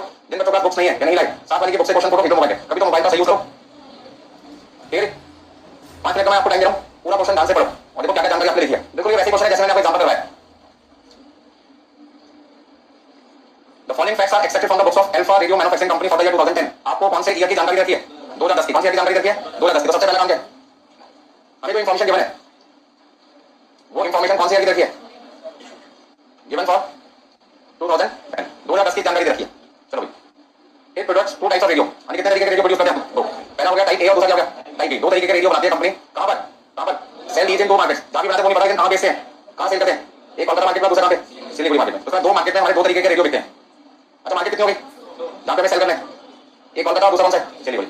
अच्छा प्रोडक्ट कितने हैं? एक प्रोडक्ट का नाम है टाइप ए और दूसरे का नाम क्या है टाइप बी। अब ऐसा भी हो सकता है टाइप ए कोलकाता में भी बिकता हो, सिलीगुड़ी में भी बिकता हो, ऐसा भी हो सकता है। ये जो टाइप बी है वो कोलकाता में भी सेल होता हो, कुछ भी हो सकता है। तो क्वेश्चन मार्केट में पता लगेगा कितना दिमाग को प्राप्त करें। चलिए आगे देखते हैं। टाइप ए आगे क्या लिखा हुआ है, बजटेड क्या लिखा हुआ है एक्चुअल। कौन सी ईयर की बात चली थी 2010। ध्यान से क्वेश्चन को पढ़ना सीखें। 2010 का आपको बजटेड इन्फॉर्मेशन भी रखा है और 2010 का एक्चुअल भी रखा है। 2010 में हमने सोचा था कोलकाता में हम कितना ए बेचेंगे, ए प्रोडक्ट कितना बेचेंगे, 1000 बेचेंगे कितने के हिसाब से 200 के साथ, लेकिन बिका कितना 900। इस तरह हमारी क्वांटिटी 2010 में ए रेडियो की क्या हुई है कम होगी, बेचना था 1000 बेचा कितना है 900। बस समझ आ गया। अच्छा बी सिलीगुड़ी मार्केट में बेचना था 800 बेचा कितना है 750। क्या ऑब्जर्व किया आपने, क्या नोट किया आपने, कोलकाता मार्केट हो गया सिलीगुड़ी मार्केट हो, दोनों ही मार्केट में 2010 में ए रेडियो की सेल क्या कम है, क्यों कम है, क्यों कम है, उसका जवाब आपको यहां से मिलेगा। क्वेश्चन को देख के कुछ समझो भी तो सही। हमने देखा बेचना था 1000 बेचा 900, बेचना था 800 बेचा कितना है 750। तो कहीं ना कहीं दोनों जगह हमारी सेल क्या होगी कम होगी। तो सेल कम हो रही है ये बात कंफर्म हो गया। अब सेल क्यों कम हो रही है उसका जवाब यहां पे दिया है, analysis of variance shows type A क्या लिखा है ओवरराइड। इस तरह कोलकाता मार्केट के कस्टमर सिलीगुड़ी मार्केट के कस्टमर को क्या लगा है कंपनी ने ए प्रोडक्ट की सेलिंग प्राइस ज्यादा रखी हुई है, मैं 200 से कम नहीं चाहिए थी कम, और उन्होंने कितनी दी है 200। तुमको क्या करना चाहिए अपनी प्राइस को क्या करना चाहिए कम करना चाहिए। ऐसा कर देंगे तो उनकी सेल क्या होगी बढ़ जाएगी। कब 10 में 11 में 10 में 11 में 11 में 10 पे तो हो गया काम। 10 के आगे क्या लिखा है एक्चुअल थोड़ी बता सकते हैं। तो जो भी आपको बदलाव लाने हैं वो बदलाव लाने हैं फ्यूचर में, फ्यूचर वाला 2010 का फ्यूचर क्या है 2011 बस समझ आ गया। तो क्या बदलाव आया देखो, if the price of A type radio is reduced by 10%। Market में कस्टमर को क्या लगा कोलकाता और सिलीगुड़ी के तो ए रेडियो की प्राइस कंपनी ने 200 रखे तो ज्यादा है, उन्हें क्या करना चाहिए प्राइस को घटाना चाहिए। तो कंपनी ने इमीडिएटली एक्शन लिया कि अगले साल हमारी सेल ना घटे। अगले साल उन्होंने अपने प्रोडक्ट की सेलिंग प्राइस 200 से क्या कर दी 10% घटा दी। तो 200 का 10% कितना हुआ 20 रुपए, घटाकर कितना आएगा 180। नेक्स्ट ईयर में कोलकाता और सिलीगुड़ी दोनों मार्केट में हमारे प्रोडक्ट ए की सेलिंग प्राइस क्या होगी 180 होगी। आसान है। चलो आगे बढ़ते चलेंगे। अब बी पे देखते हैं, बी पे क्या लिखा है। बी बेचना कितना था 800, बिका कितना है 1000, ज्यादा बिक गया, बिकना कितना था 600, बिका कितना है 750। इस तरह कोलकाता मार्केट और सिलीगुड़ी मार्केट दोनों मार्केट में आपने क्या ऑब्जर्व क्या करेगा कि आपकी जो सेल क्वांटिटी 800 से 1000 और 600 से 750 ज्यादा बिक रहा है। ज्यादा क्यों बिक रहा है कंपनी दोनों केस को चेक करते हैं, कम बिका तो क्यों कम बिका, ज्यादा बिका तो क्यों ज्यादा बिका। समझ रहे हैं सेल कम हो गया तो क्यों कम हो गया और ज्यादा हो गया तो क्यों ज्यादा हो गया। पहले तो दोनों का ढूंढना पड़ेगा। तो एनालिसिस करके क्या पता लगा द प्राइस ऑफ टी हमने तो बी टाइप है the price of B type radio is increase by 20%। पर इससे पहले क्या था क्वेश्चन में, इससे पहले क्या था अंडर प्राइस था। पर कोलकाता मार्केट और सिलीगुड़ी मार्केट के कस्टमर को क्या लगा था कि कंपनी ने ए रेडियो की प्राइस को क्या रखी हुई है ज्यादा और बी रेडियो की प्राइस क्या रखी हुई है उनकी नजर के हिसाब से, उनकी सोच के हिसाब से। जैसे मान लो कोल्ड ड्रिंक आपका 8 रुपए का 300 ml और चिप्स 25 रुपए का, क्या लगता है आपको चिप्स होना चाहिए 10 रुपए का, कोल्ड ड्रिंक होनी चाहिए 15 रुपए की 20 रुपए की। और कंपनी ने क्या रखा है सेम कंपनी दोनों चीजें बनाती है, उन्होंने क्या रखा है कोल्ड ड्रिंक सस्ता रखा है चिप्स क्या रखा है महंगा, ऐसा क्यों रखा है। उनको लगा क्या जो भी बंदा कोल्ड ड्रिंक पिएगा खाली कोल्ड ड्रिंक पिएगा नहीं, चिप्स तो खाएगा खाएगा ठीक है ना। और जरूरी नहीं कि जो बंदा चिप्स को कोल्ड ड्रिंक मिले, किसी को खाली भूख लगे पानी का बोतल लेके पानी लेगा, उन्होंने क्या रखा होता है हर बंदा कोल्ड ड्रिंक रुकिए चिप्स खाना खाए, लेकिन जैसे इसने कोल्ड ड्रिंक उसकी कोशिश करोगे साथ में चिप्स की। तो कंपनी अपना अलग अलग पॉलिसी बना के देखते रहते हैं, कभी फायदा कभी क्या होता है नुकसान होता है, चेंज करके देखते रहते हैं। उन्होंने कहा जहां फायदा होगा वहां भी करेंगे। तो इस क्वेश्चन में मुझे दो बातें समझ में आ गई। पहली बात क्या कि कोलकाता मार्केट और सिलीगुड़ी मार्केट में ए प्रोडक्ट की सेलिंग प्राइस लगी कस्टमर को ओवर प्राइस ज्यादा लगी और बी प्रोडक्ट की सेलिंग प्राइस लगी कम लगी अंडर प्राइस लगी। तो कंपनी को क्या करना चाहिए जहां ओवर प्राइस है उसे घटा दो और जहां अंडर प्राइस है उसको बढ़ा दो। इससे फायदा क्या होगा जो कस्टमर बी रेडियो को ज्यादा खरीदते थे प्राइस बढ़ने के बाद क्या होगा उसको कम कर देंगे, और जो ए महंगा लगा था जब उसको सस्ता करेंगे तो कस्टमर बी से कहां पे शिफ्ट हो जाएंगे ए रेडियो पे शिफ्ट हो जाएंगे। इससे फायदा क्या होगा कंपनी को ए भी बिकेगा बी भी बिकेगा। तो कंपनी को जाके जितने प्रोडक्ट बने सब बिके ना, ऐसा ना कि आपकी कोल्ड ड्रिंक बेचे और साथ वाली दुकान का चिप बेचे, आपकी कंपनी का चिप बिकेगा महंगा होने की वजह से। तो कंपनी को क्या करना पड़ेगा कोल्ड ड्रिंक का दाम बढ़ाना पड़ेगा और चिप का दाम घटाना पड़ेगा ताकि कस्टमर दोनों चीजें आप ही का खरीदे। समझ में आ गई। चलिए अच्छा एक काम तो हमने कर दिया, जो ओवर प्राइस था उसको अंडर कर दिया, जो अंडर था उसको ओवर कर दिया। इससे क्या होगा सेल बढ़ेगी। अब कंपनी का दूसरा तरीका क्या है सेल को बढ़ाने का, अगला पॉइंट बड़े ध्यान से पढ़ें। If a modern and expensive advertisement company ने सेल रेडियो ये तो मार्केटिंग का एक नया जोरदार तरीका लेके बढ़िया ठीक है ना। मार्केटिंग का हमने एक नया तरीका ढूंढा जिसका नतीजा क्या है following volume of sales could made in the next year as expected by marketing manager. Marketing manager को क्या तरीका अपना एडवर्टाइजमेंट का तरीका अट्रैक्टिव बना दे, बहुत सुंदर बना दे, बहुत बढ़िया तरीका यूज करें तो उससे कहीं ना कहीं हमारी सेल पे क्या होगा फर्क पड़ेगा। तो चलो हमारी सेल पे फर्क अब दोनों से पड़ेगा, पहला प्राइस और दूसरा मार्केटिंग। उसी की टेबल इन्होंने नीचे रखी है, देखो क्या लिखा हुआ है थोड़ा क्या लिखा है due to change in pricing policy, pricing policy की वजह से आपकी सेल प्लस 20% है और प्लस कितना है 15%। इसका मतलब क्या हुआ कि प्राइस यदि आपने घटा दिया तो आपकी सेल 20% और कितनी बढ़ेगी 15%, और मार्केटिंग अच्छा होने की वजह से मार्केटिंग अच्छा होने की वजह से आपकी सेल 5% और कितनी बढ़ेगी 3%। तो मैंने क्या नोट किया क्वेश्चन में कि मैंने ये देखा ए प्रोडक्ट की सेलिंग प्राइस बढ़ गई, सेल आपकी 20% बढ़ गई, मार्केटिंग आपने अच्छी तरीके से किया, सेल कितनी बढ़ गई 5%। तो सेल का बढ़ना कितनी बार हुआ 2 बार हुआ, कितना 20 और 5। तो सीधा सीधा कह सकते 25% मेरी सेल क्या हुई बढ़ गई। पहले सेल कितनी थी, पहले सेल कितनी थी, ये पॉइंट मेन है। देखते कितने बच्चे सही जवाब देते हैं। हाँ जी पहले सेल कितनी थी 900 थी 1000 थी, ये 25% किस पे अप्लाई करना है 900 पे 1000 पे। क्वेश्चन पढ़ते क्यों नहीं यार तुम, सारा गेम खत्म होगा आपने जैसे 900 बोल दिया। देखते किस टीम नजर तेज है पॉइंट को पकड़ पाते। मेरा क्वेश्चन ये है कि 25% मेरी सेल बढ़ी, क्वेश्चन में साफ साफ दिखाई दे रहा है 20 और 5 कितना हो गया 25%। ये 25% किस पे बढ़ा 900 पे या 1000 पे, इस 900 पे बढ़ेगा या इस 1000 पे बढ़ेगा, ये बात क्वेश्चन में कहां लिखी दिखाई दे रही है कौन सी टेबल में, हाँ जी इसी टेबल में साफ साफ लिखा हुआ है। अरे पूरा पढ़ लिया करो कैसे पूरी तरह साफ साफ लिखा है एक्सपेक्टेड इंक्रीज और डिक्रीज ओवर क्या लिखा है करंट एक्चुअल लिखा है करंट बजट लिखा है, बजट लिखा है, बजट का मतलब किस पे अप्लाई करना है 1000। तुमने क्या बोला था हो गया बेटा ने 12 नंबर का क्वेश्चन था 10 से पाएगा 0 में नंबर हो जाएगा, ऐसा मत करो भाई कोई भी चीज जल्दबाजी में मत बोला करो। क्वेश्चन क्वेश्चन में साफ साफ लिखा गया इंक्रीज इंक्रीज और डिक्रीज आपको किस पे अप्लाई करना है? करंट रेट पे। बजट कौन सा है? 1000 कितना 800 800 कितना है 600। एक्चुअल में तो लेना ही ये बेस आपका। बस समझ आ गई? अच्छा बी प्रोडक्ट पे आ लो। बी प्रोडक्ट में क्या लिखा है?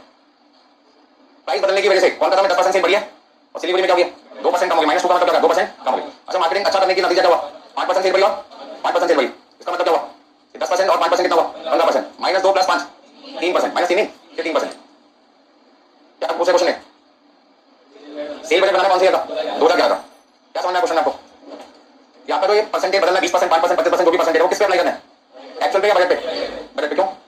क्वेश्चन में लिखा है। अच्छा ये पॉइंट यदि क्वेश्चन में ना लिखा होता तो फिर किस पे अप्लाई करते? एक्चुअल पे। ठीक है? तो एक्चुअल वाला आंसर इस क्वेश्चन में कब होता? कब होता? जब ये लाइन यहां पर ना लिखी होगी, साइलेंट होता, खाली पर्टिकुलर वर्ड लिखा होता। तो फिर आपका 20% 5% जो भी है वो 900 पे आता, लेकिन अब किस पे आएगा? जाके तो समझना इस क्वेश्चन में। देखो भाई, तो इन्फॉर्मेशन आपको कौन सी रखी है भाई? 2010 की रखी है। 2010 में जो इन्फॉर्मेशन रखी है उसमें हमें बजट के बारे में भी देखा है और हमें तो बजट बनाना है, सेल बजट। देखो किसी भी क्वेश्चन को शुरू करने से पहले पिक्चर बनानी पड़ती है। क्या देखा क्या करना है? सेल बजट बनाना है कौन सी जगह 2011 का, मतलब मुझे बजट की इन्फॉर्मेशन चाहिए। अब बजट के अंदर कुछ चीजें प्लस होगी कुछ चीजें क्या होगी माइनस होगी। वो जो प्लस या माइनस होगा वो किस पे अप्लाई करना है? वो किस पे अप्लाई करना है? वो बजट पे अप्लाई करना है। इस क्वेश्चन में लिखा हुआ इसलिए, नहीं लिखा होता तो किस पे अप्लाई करते? एक्चुअल। बात समझ में आ गई? करिए शुरू आंसर। क्वेश्चन समझ में आ गया? 2010 की जानकारी रखिए, दो मार्केट की दो प्रोडक्ट की, और आंसर मुझे कौन सा निकालना है? 2011 का। जब 11 का आंसर निकालेंगे तो बेस 2010 को लेना पड़ेगा, लेकिन 2010 के दो बेस रखे हैं, एक एक्चुअल और एक बजट। तो 11 में हमें अपना आंसर निकालने के लिए 2010 की कौन सी वैल्यू को बेस लेके चलना है? बजट, क्योंकि क्वेश्चन में मेंशन करते हैं। मेंशन नहीं करता होता तो किसको लेके चलते? एक्चुअल को। करिए आगे। चलो सॉल्यूशन हेडिंग का लिखोगे। देखो sales budget for the year कौन सी ईयर निकालना आपको? 2011।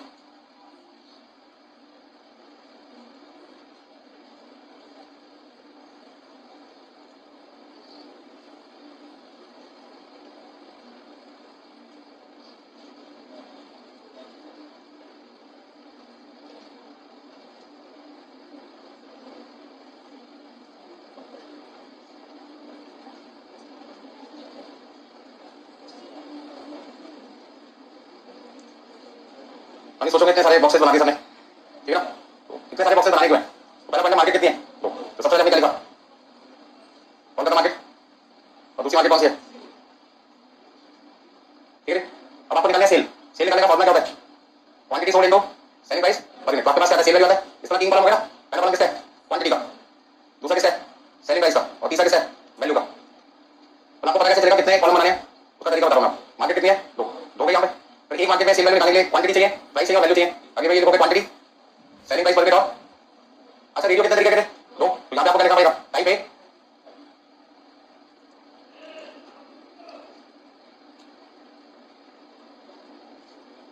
टाइप ए और टाइप बी। हमें बेस किसको लेके चलना है? बेस किसको लेके चलना है? 2010 को। और 2010 में कौन सी बेस? बजट। तो लिखो बराबर से क्वांटिटी सोल्ड। हमें 2010 का कौन सा वाला चाहिए? बजट में। उसमें हमें क्या करना है? एक प्राइस चेंज लेना है और दूसरा marketing effective marketing effective marketing. दो चेंज थे ना, एक प्राइस का फ्लक्चुएशन था, दूसरा किस तरह? मार्केटिंग का इफेक्ट। प्राइस घटा दो, अच्छी मार्केटिंग करो, आपका प्रोडक्ट क्या होगा? बिकेगा। फिर प्रोडक्ट की क्वालिटी अच्छी होनी चाहिए, पर कस्टमर को पता नहीं चल पाता कि इस कंपनी का अच्छा प्रोडक्ट आता है। यदि क्वालिटी अच्छी हो उसके बारे में कस्टमर को पता चले और प्राइस भी घट जाए और मार्केटिंग अच्छी हो जाए तो कस्टमर खरीदेगा खरीदेगा खरीदेगा। चलो भाई ऐसे आप देखेंगे क्वांटिटी सोल्ड कौन सा था? 2010 का। और बेस किसको लेना है? बजट। पहला इफेक्ट किसका है? प्राइस का। और दूसरा इफेक्ट कौन सा है? क्या निकल जाएगा? क्वांटिटी सोल्ड निकल जाएगी कौन सी आएगी? 11 की। कौन से बेस पर? बजट भी निकलेगी ना भाई, हम तो 2011 का बजट बना रहे हैं।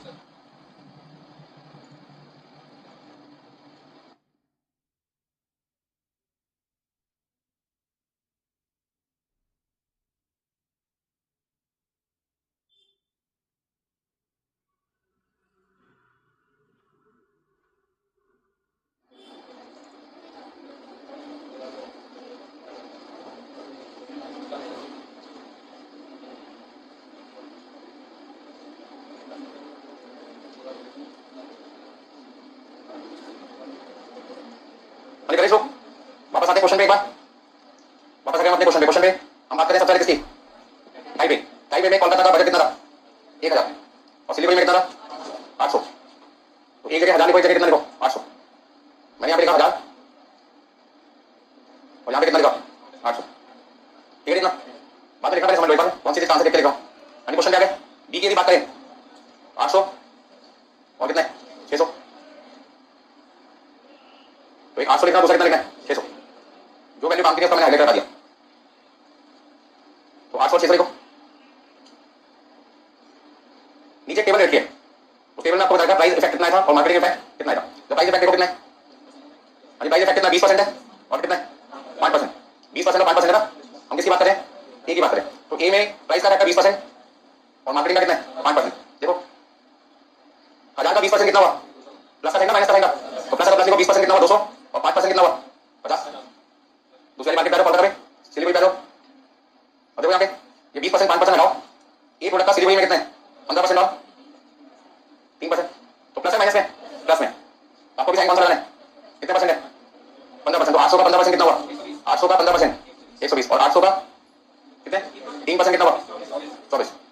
दोबारा समझाओ, आगे सबको समझ में दोबारा मत, दोबारा पूछना तो पूछ सकते हो, फीस दिए पूरा राइट पूछने का, ठीक है ना। कई बच्चे डर जाते हैं, डरने की क्या बात है। दोबारा समझाओ, चलो भी बराबर से कितना कितना आएगा, 10% और 5% लिखा है, दोनों के प्लस का 10% 5%। 10% कितना हुआ 80 और 5% कितना हुआ 40। दूसरे में कितना है, माइनस का 2% है प्लस का 5% है, माइनस का 2 प्लस का 5, माइनस का 2 कितना हुआ 12 प्लस का 5। अब आपको क्वांटिटी बताने कितने कितने लिखो मैं, यो क्या 1250 और यो क्या 920, 920 हो गया ना। इधर कितना लिखो 944 618, कोई दिक्कत है। अगला पॉइंट, प्राइस कितनी रखी थी हमने कोलकाता मार्केट में पहले पहले पहले 200 रुपए और सिलीगुड़ी में भी कितनी थी 200 थी। कौन से प्रोडक्ट की, ए प्रोडक्ट की। अच्छा बी प्रोडक्ट की कितनी थी 300। कंपनी ने क्या डिसीजन लिया था, कंपनी ने डिसीजन लिया था कि ए प्रोडक्ट की सेलिंग प्राइस ज्यादा रखी हुई है, क्या कर दो कम कर दो 10%, 10% घटा दो, 10% घटा दो मतलब 20 रुपए क्या कर दो घटा दो, कितना देगा 180 आएगा।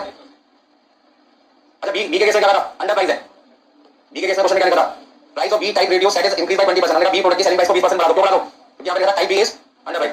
तो इसका बी की प्राइस कस्टमर को कम लग रही थी, हमने क्या कर दिया बढ़ा दिया, कितने परसेंट 20%। तो 300 का 20%, 300 का 20% आएगा 60 रुपए बढ़ा दो, कितना लिखूं 360।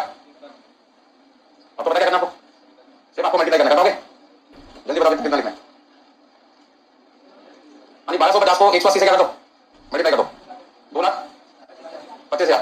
944 को 180 से मल्टीप्लाई कर दो 169,920।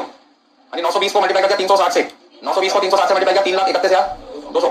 618 को मल्टीप्लाई किया 360 से 2,22,480। कोई दिक्कत, ये तो हो गया अगले साल की मतलब 2011 की। कितना 2010 को भी देखना चाहे तो लिख सकते हो, यहाँ पे कितना लिखोगे 2 लाख कितना आएगा 1,60,000। यहाँ पे कितना है, क्या नोट किया आपने, क्या ऑब्जर्व किया कि 2010 में जो सेल होनी चाहिए 2 लाख की, अब हमने बजट 11 का क्या बनाया, कितने की सेल होनी चाहिए 2,25,000। जो सेल आपकी 2,40,000 की होनी चाहिए 2010 में, 11 के लिए क्या बजट बनाया 3,31,200। बोलो रिपीट करना है।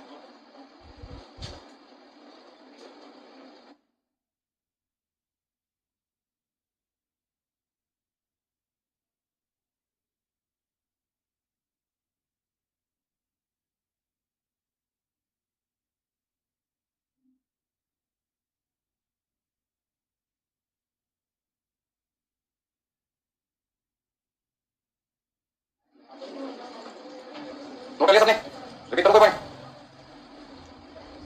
चलिए भाई कौन सा एग्जाम्पल है, देखिए हमारे पास में इंफॉर्मेशन रखी है,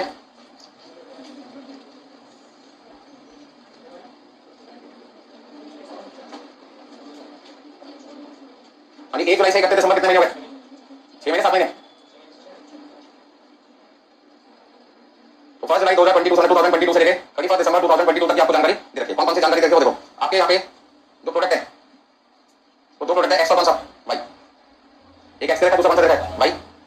डिवीजन आपको देखे हैं, डिवीजन 1, डिवीजन 2, डिवीजन 3। डिवीजन मतलब डिपार्टमेंट 1, डिपार्टमेंट 2, डिपार्टमेंट 3। और प्रोडक्ट कौन कौन से हैं एक्स एंड वाई। अच्छा यहाँ पे आपको जानकारी 2 अलग देती है, एक एक्चुअल और एक कौन सा देता है बजट। लिख दो बराबर से अभी, यानी बजट में आपके पास है 1600 unit at the rate rupees 10, 2400 unit at the rate rupees 10, 2400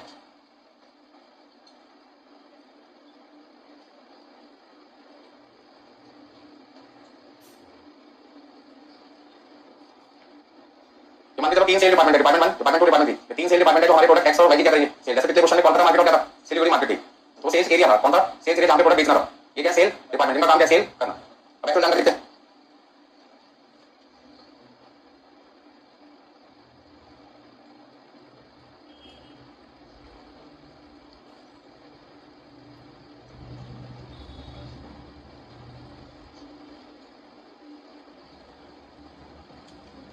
question की पहली इंफॉर्मेशन है, दूसरी इंफॉर्मेशन करते हैं। कंपनी ने डिसाइड किया, क्या डिसाइड किया कि जो हमारा एक्स प्रोडक्ट है सेलिंग प्राइस पर यूनिट और प्रोडक्ट एक्स इंक्रीज बाई ₹1। जो प्रोडक्ट 10 रुपए में बेचे थे कितने में बेचो 11 में बेचो। जैसे पिछले क्वेश्चन में था ओवर प्राइस अंडर प्राइस था, तो कंपनी को लगता है जो एक्स प्रोडक्ट है वो अंडर प्राइस है, उन्होंने क्या कर दिया ₹1 बढ़ा दिया। ऐसी बी केस में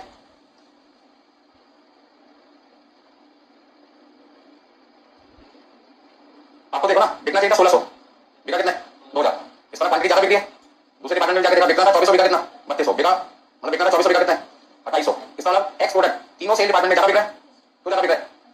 इस वाला कस्टमर को प्राइस लगे कम लग रही है एक्स के, जो एक्स क्या खरीद रहा है ज्यादा। अब भाई पे जाकर देखो बिकना था 800, बिका कितना 400, बिकना था 4800, बिका कितना 4000, बिकना कितना 2000, बिका क्या तीनों डिपार्टमेंट की सेल क्या होती जा रही है कम होती जा रही है। तो हमने सेल डिपार्टमेंट से जाकर पूछा ऐसा क्यों कस्टमर आपसे भाई को नहीं खरीदा, उन्होंने क्या जवाब दिया कस्टमर को प्राइस लगे भाई की ज्यादा। आप चाहते हो अगले साल आपका भाई ज्यादा बिके तो आपको अपनी प्राइस करनी चाहिए, तो कम कर दिया कौन सी हमें 1 जनवरी 2023 से ये डाटा मैं यूज कर रहा हूँ 30 जून 2023 का।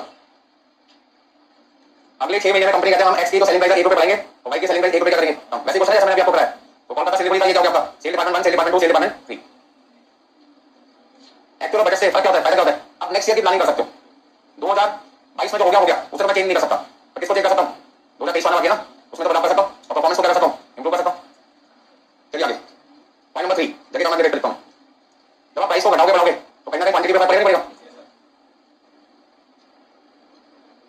हाँ change in quantity department wise कहते हैं डिवीजन वाइज कह दो, division due to price change.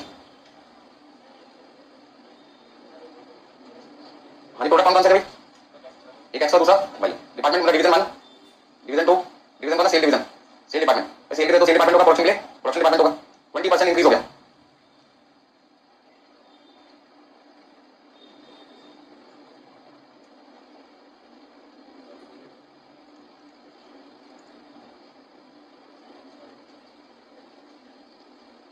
करना क्या क्वेश्चन आपको कृपया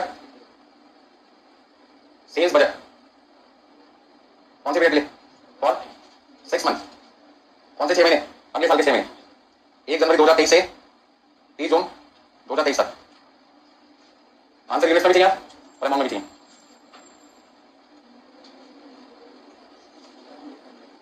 कर पाओगे चलो देखते कितना जल्दी कर जाओ।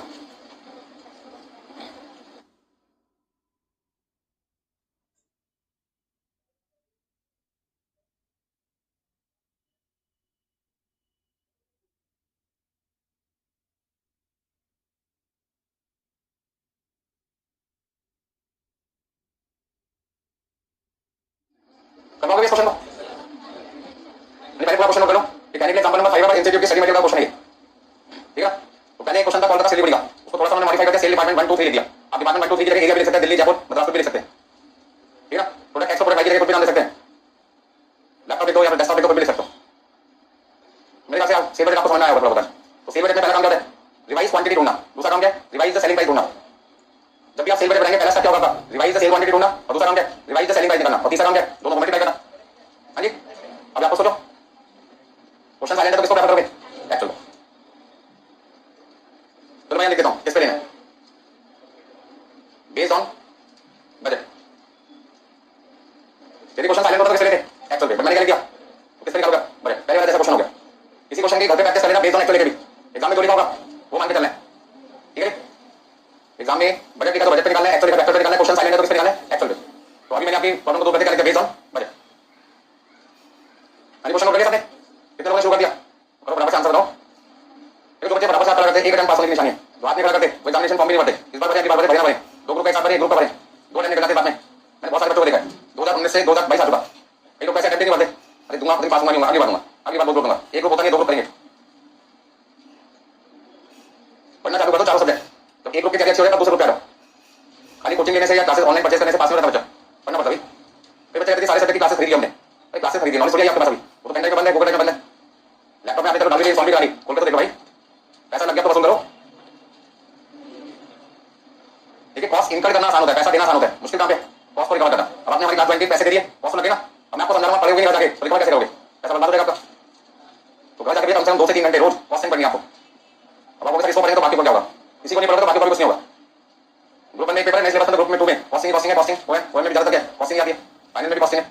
तो ग्रुप 1 की कॉस्टिंग यदि स्ट्रांग होगी तो बाकी कॉस्टिंग ऑटोमेटिकली लगेगी, आसान लगेगी।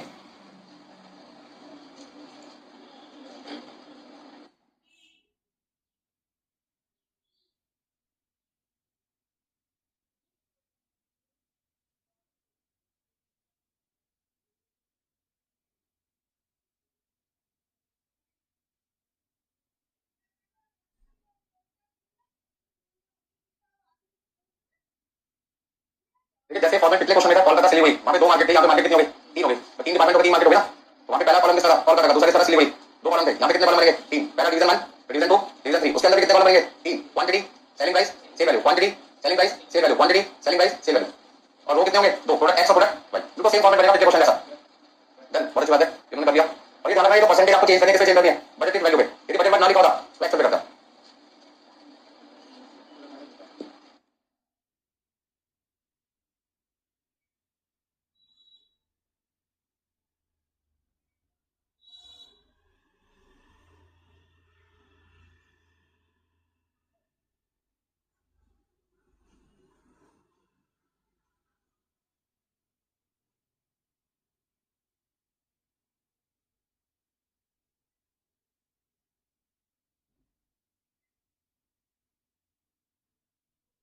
कितने स्टूडेंट कर चुके हैं, ज्यादा नहीं, अभी 5-6 लोगों का आंसर आ रहा है।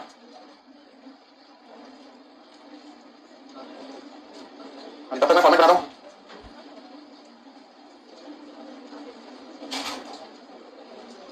थोड़ा छोटा छोटा लिखते हैं क्योंकि डिपार्टमेंट 3 हो गया पे।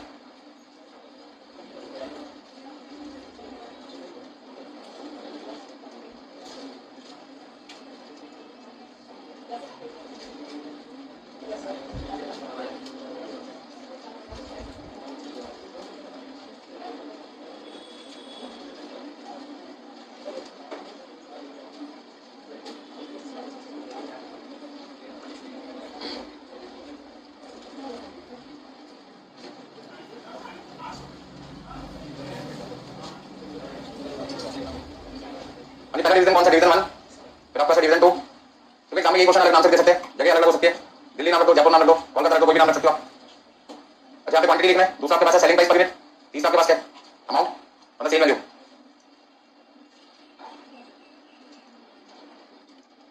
कौन सा प्रोडक्ट का पहले एक्स और दूसरे के कौन सा भाई, आपका जो बेस है वो क्या बजट, बजट है ना कितने साल का, लास्ट ईयर मतलब 2022 लेना है, और वैल्यू कौन सी लेनी है बजट की।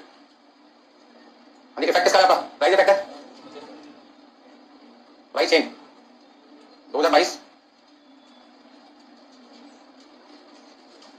आंसर में कौन सा चाहिए 2023 का, वो भी कौन सा चाहिए बजट ही चाहिए, ठीक है ना। पिछले साल का बजट कितना जल्दी बताओ, पिछले साल का बजट कितना था, 1600 और 2400 और वाई का कितना था 800, 4800, 2000।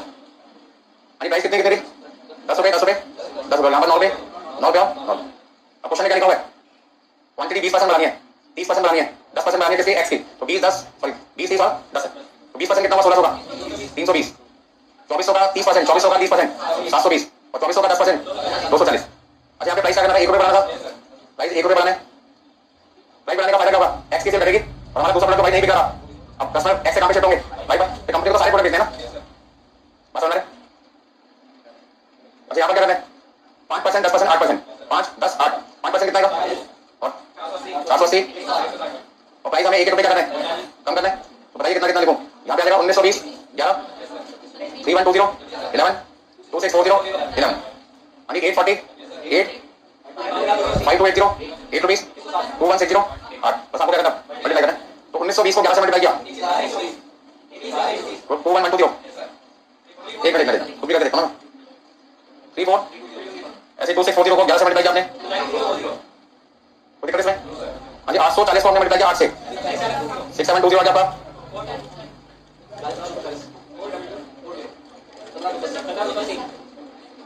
17,280। अच्छा आप एक काम और भी कर सकते हैं, कितने साल का बजट वैल्यू ले सकते हैं, कितना कितना ले सकते हैं? हाँ 2 मिनट 16,000 24,000 24,000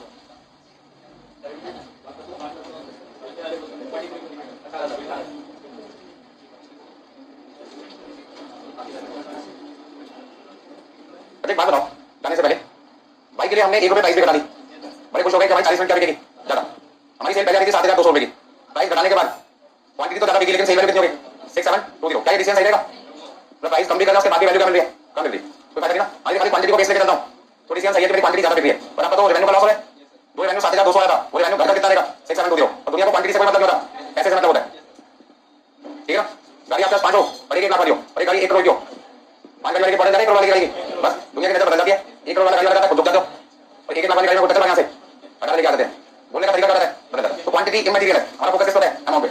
आपसे आगे साल की प्लानिंग भी करवा सकते हैं, क्या ये करना कंपनी का सही रहेगा, तो मुझे नहीं लगता कि बाइक के सही रहेगा, क्योंकि 7,200 से घटकर कितना आ गया 6720, 43,200 से कितना होगा 42,240, 18,000 से 17,000 कहीं ना कहीं हमारा सेल का भी आ रही है कम। दोस्तों प्राइस को घटाना सही डिसीजन नहीं है, यहाँ से एग्जाम में पूछ सकते हैं। आज लेते करते हैं फिर मिलते हैं आपसे।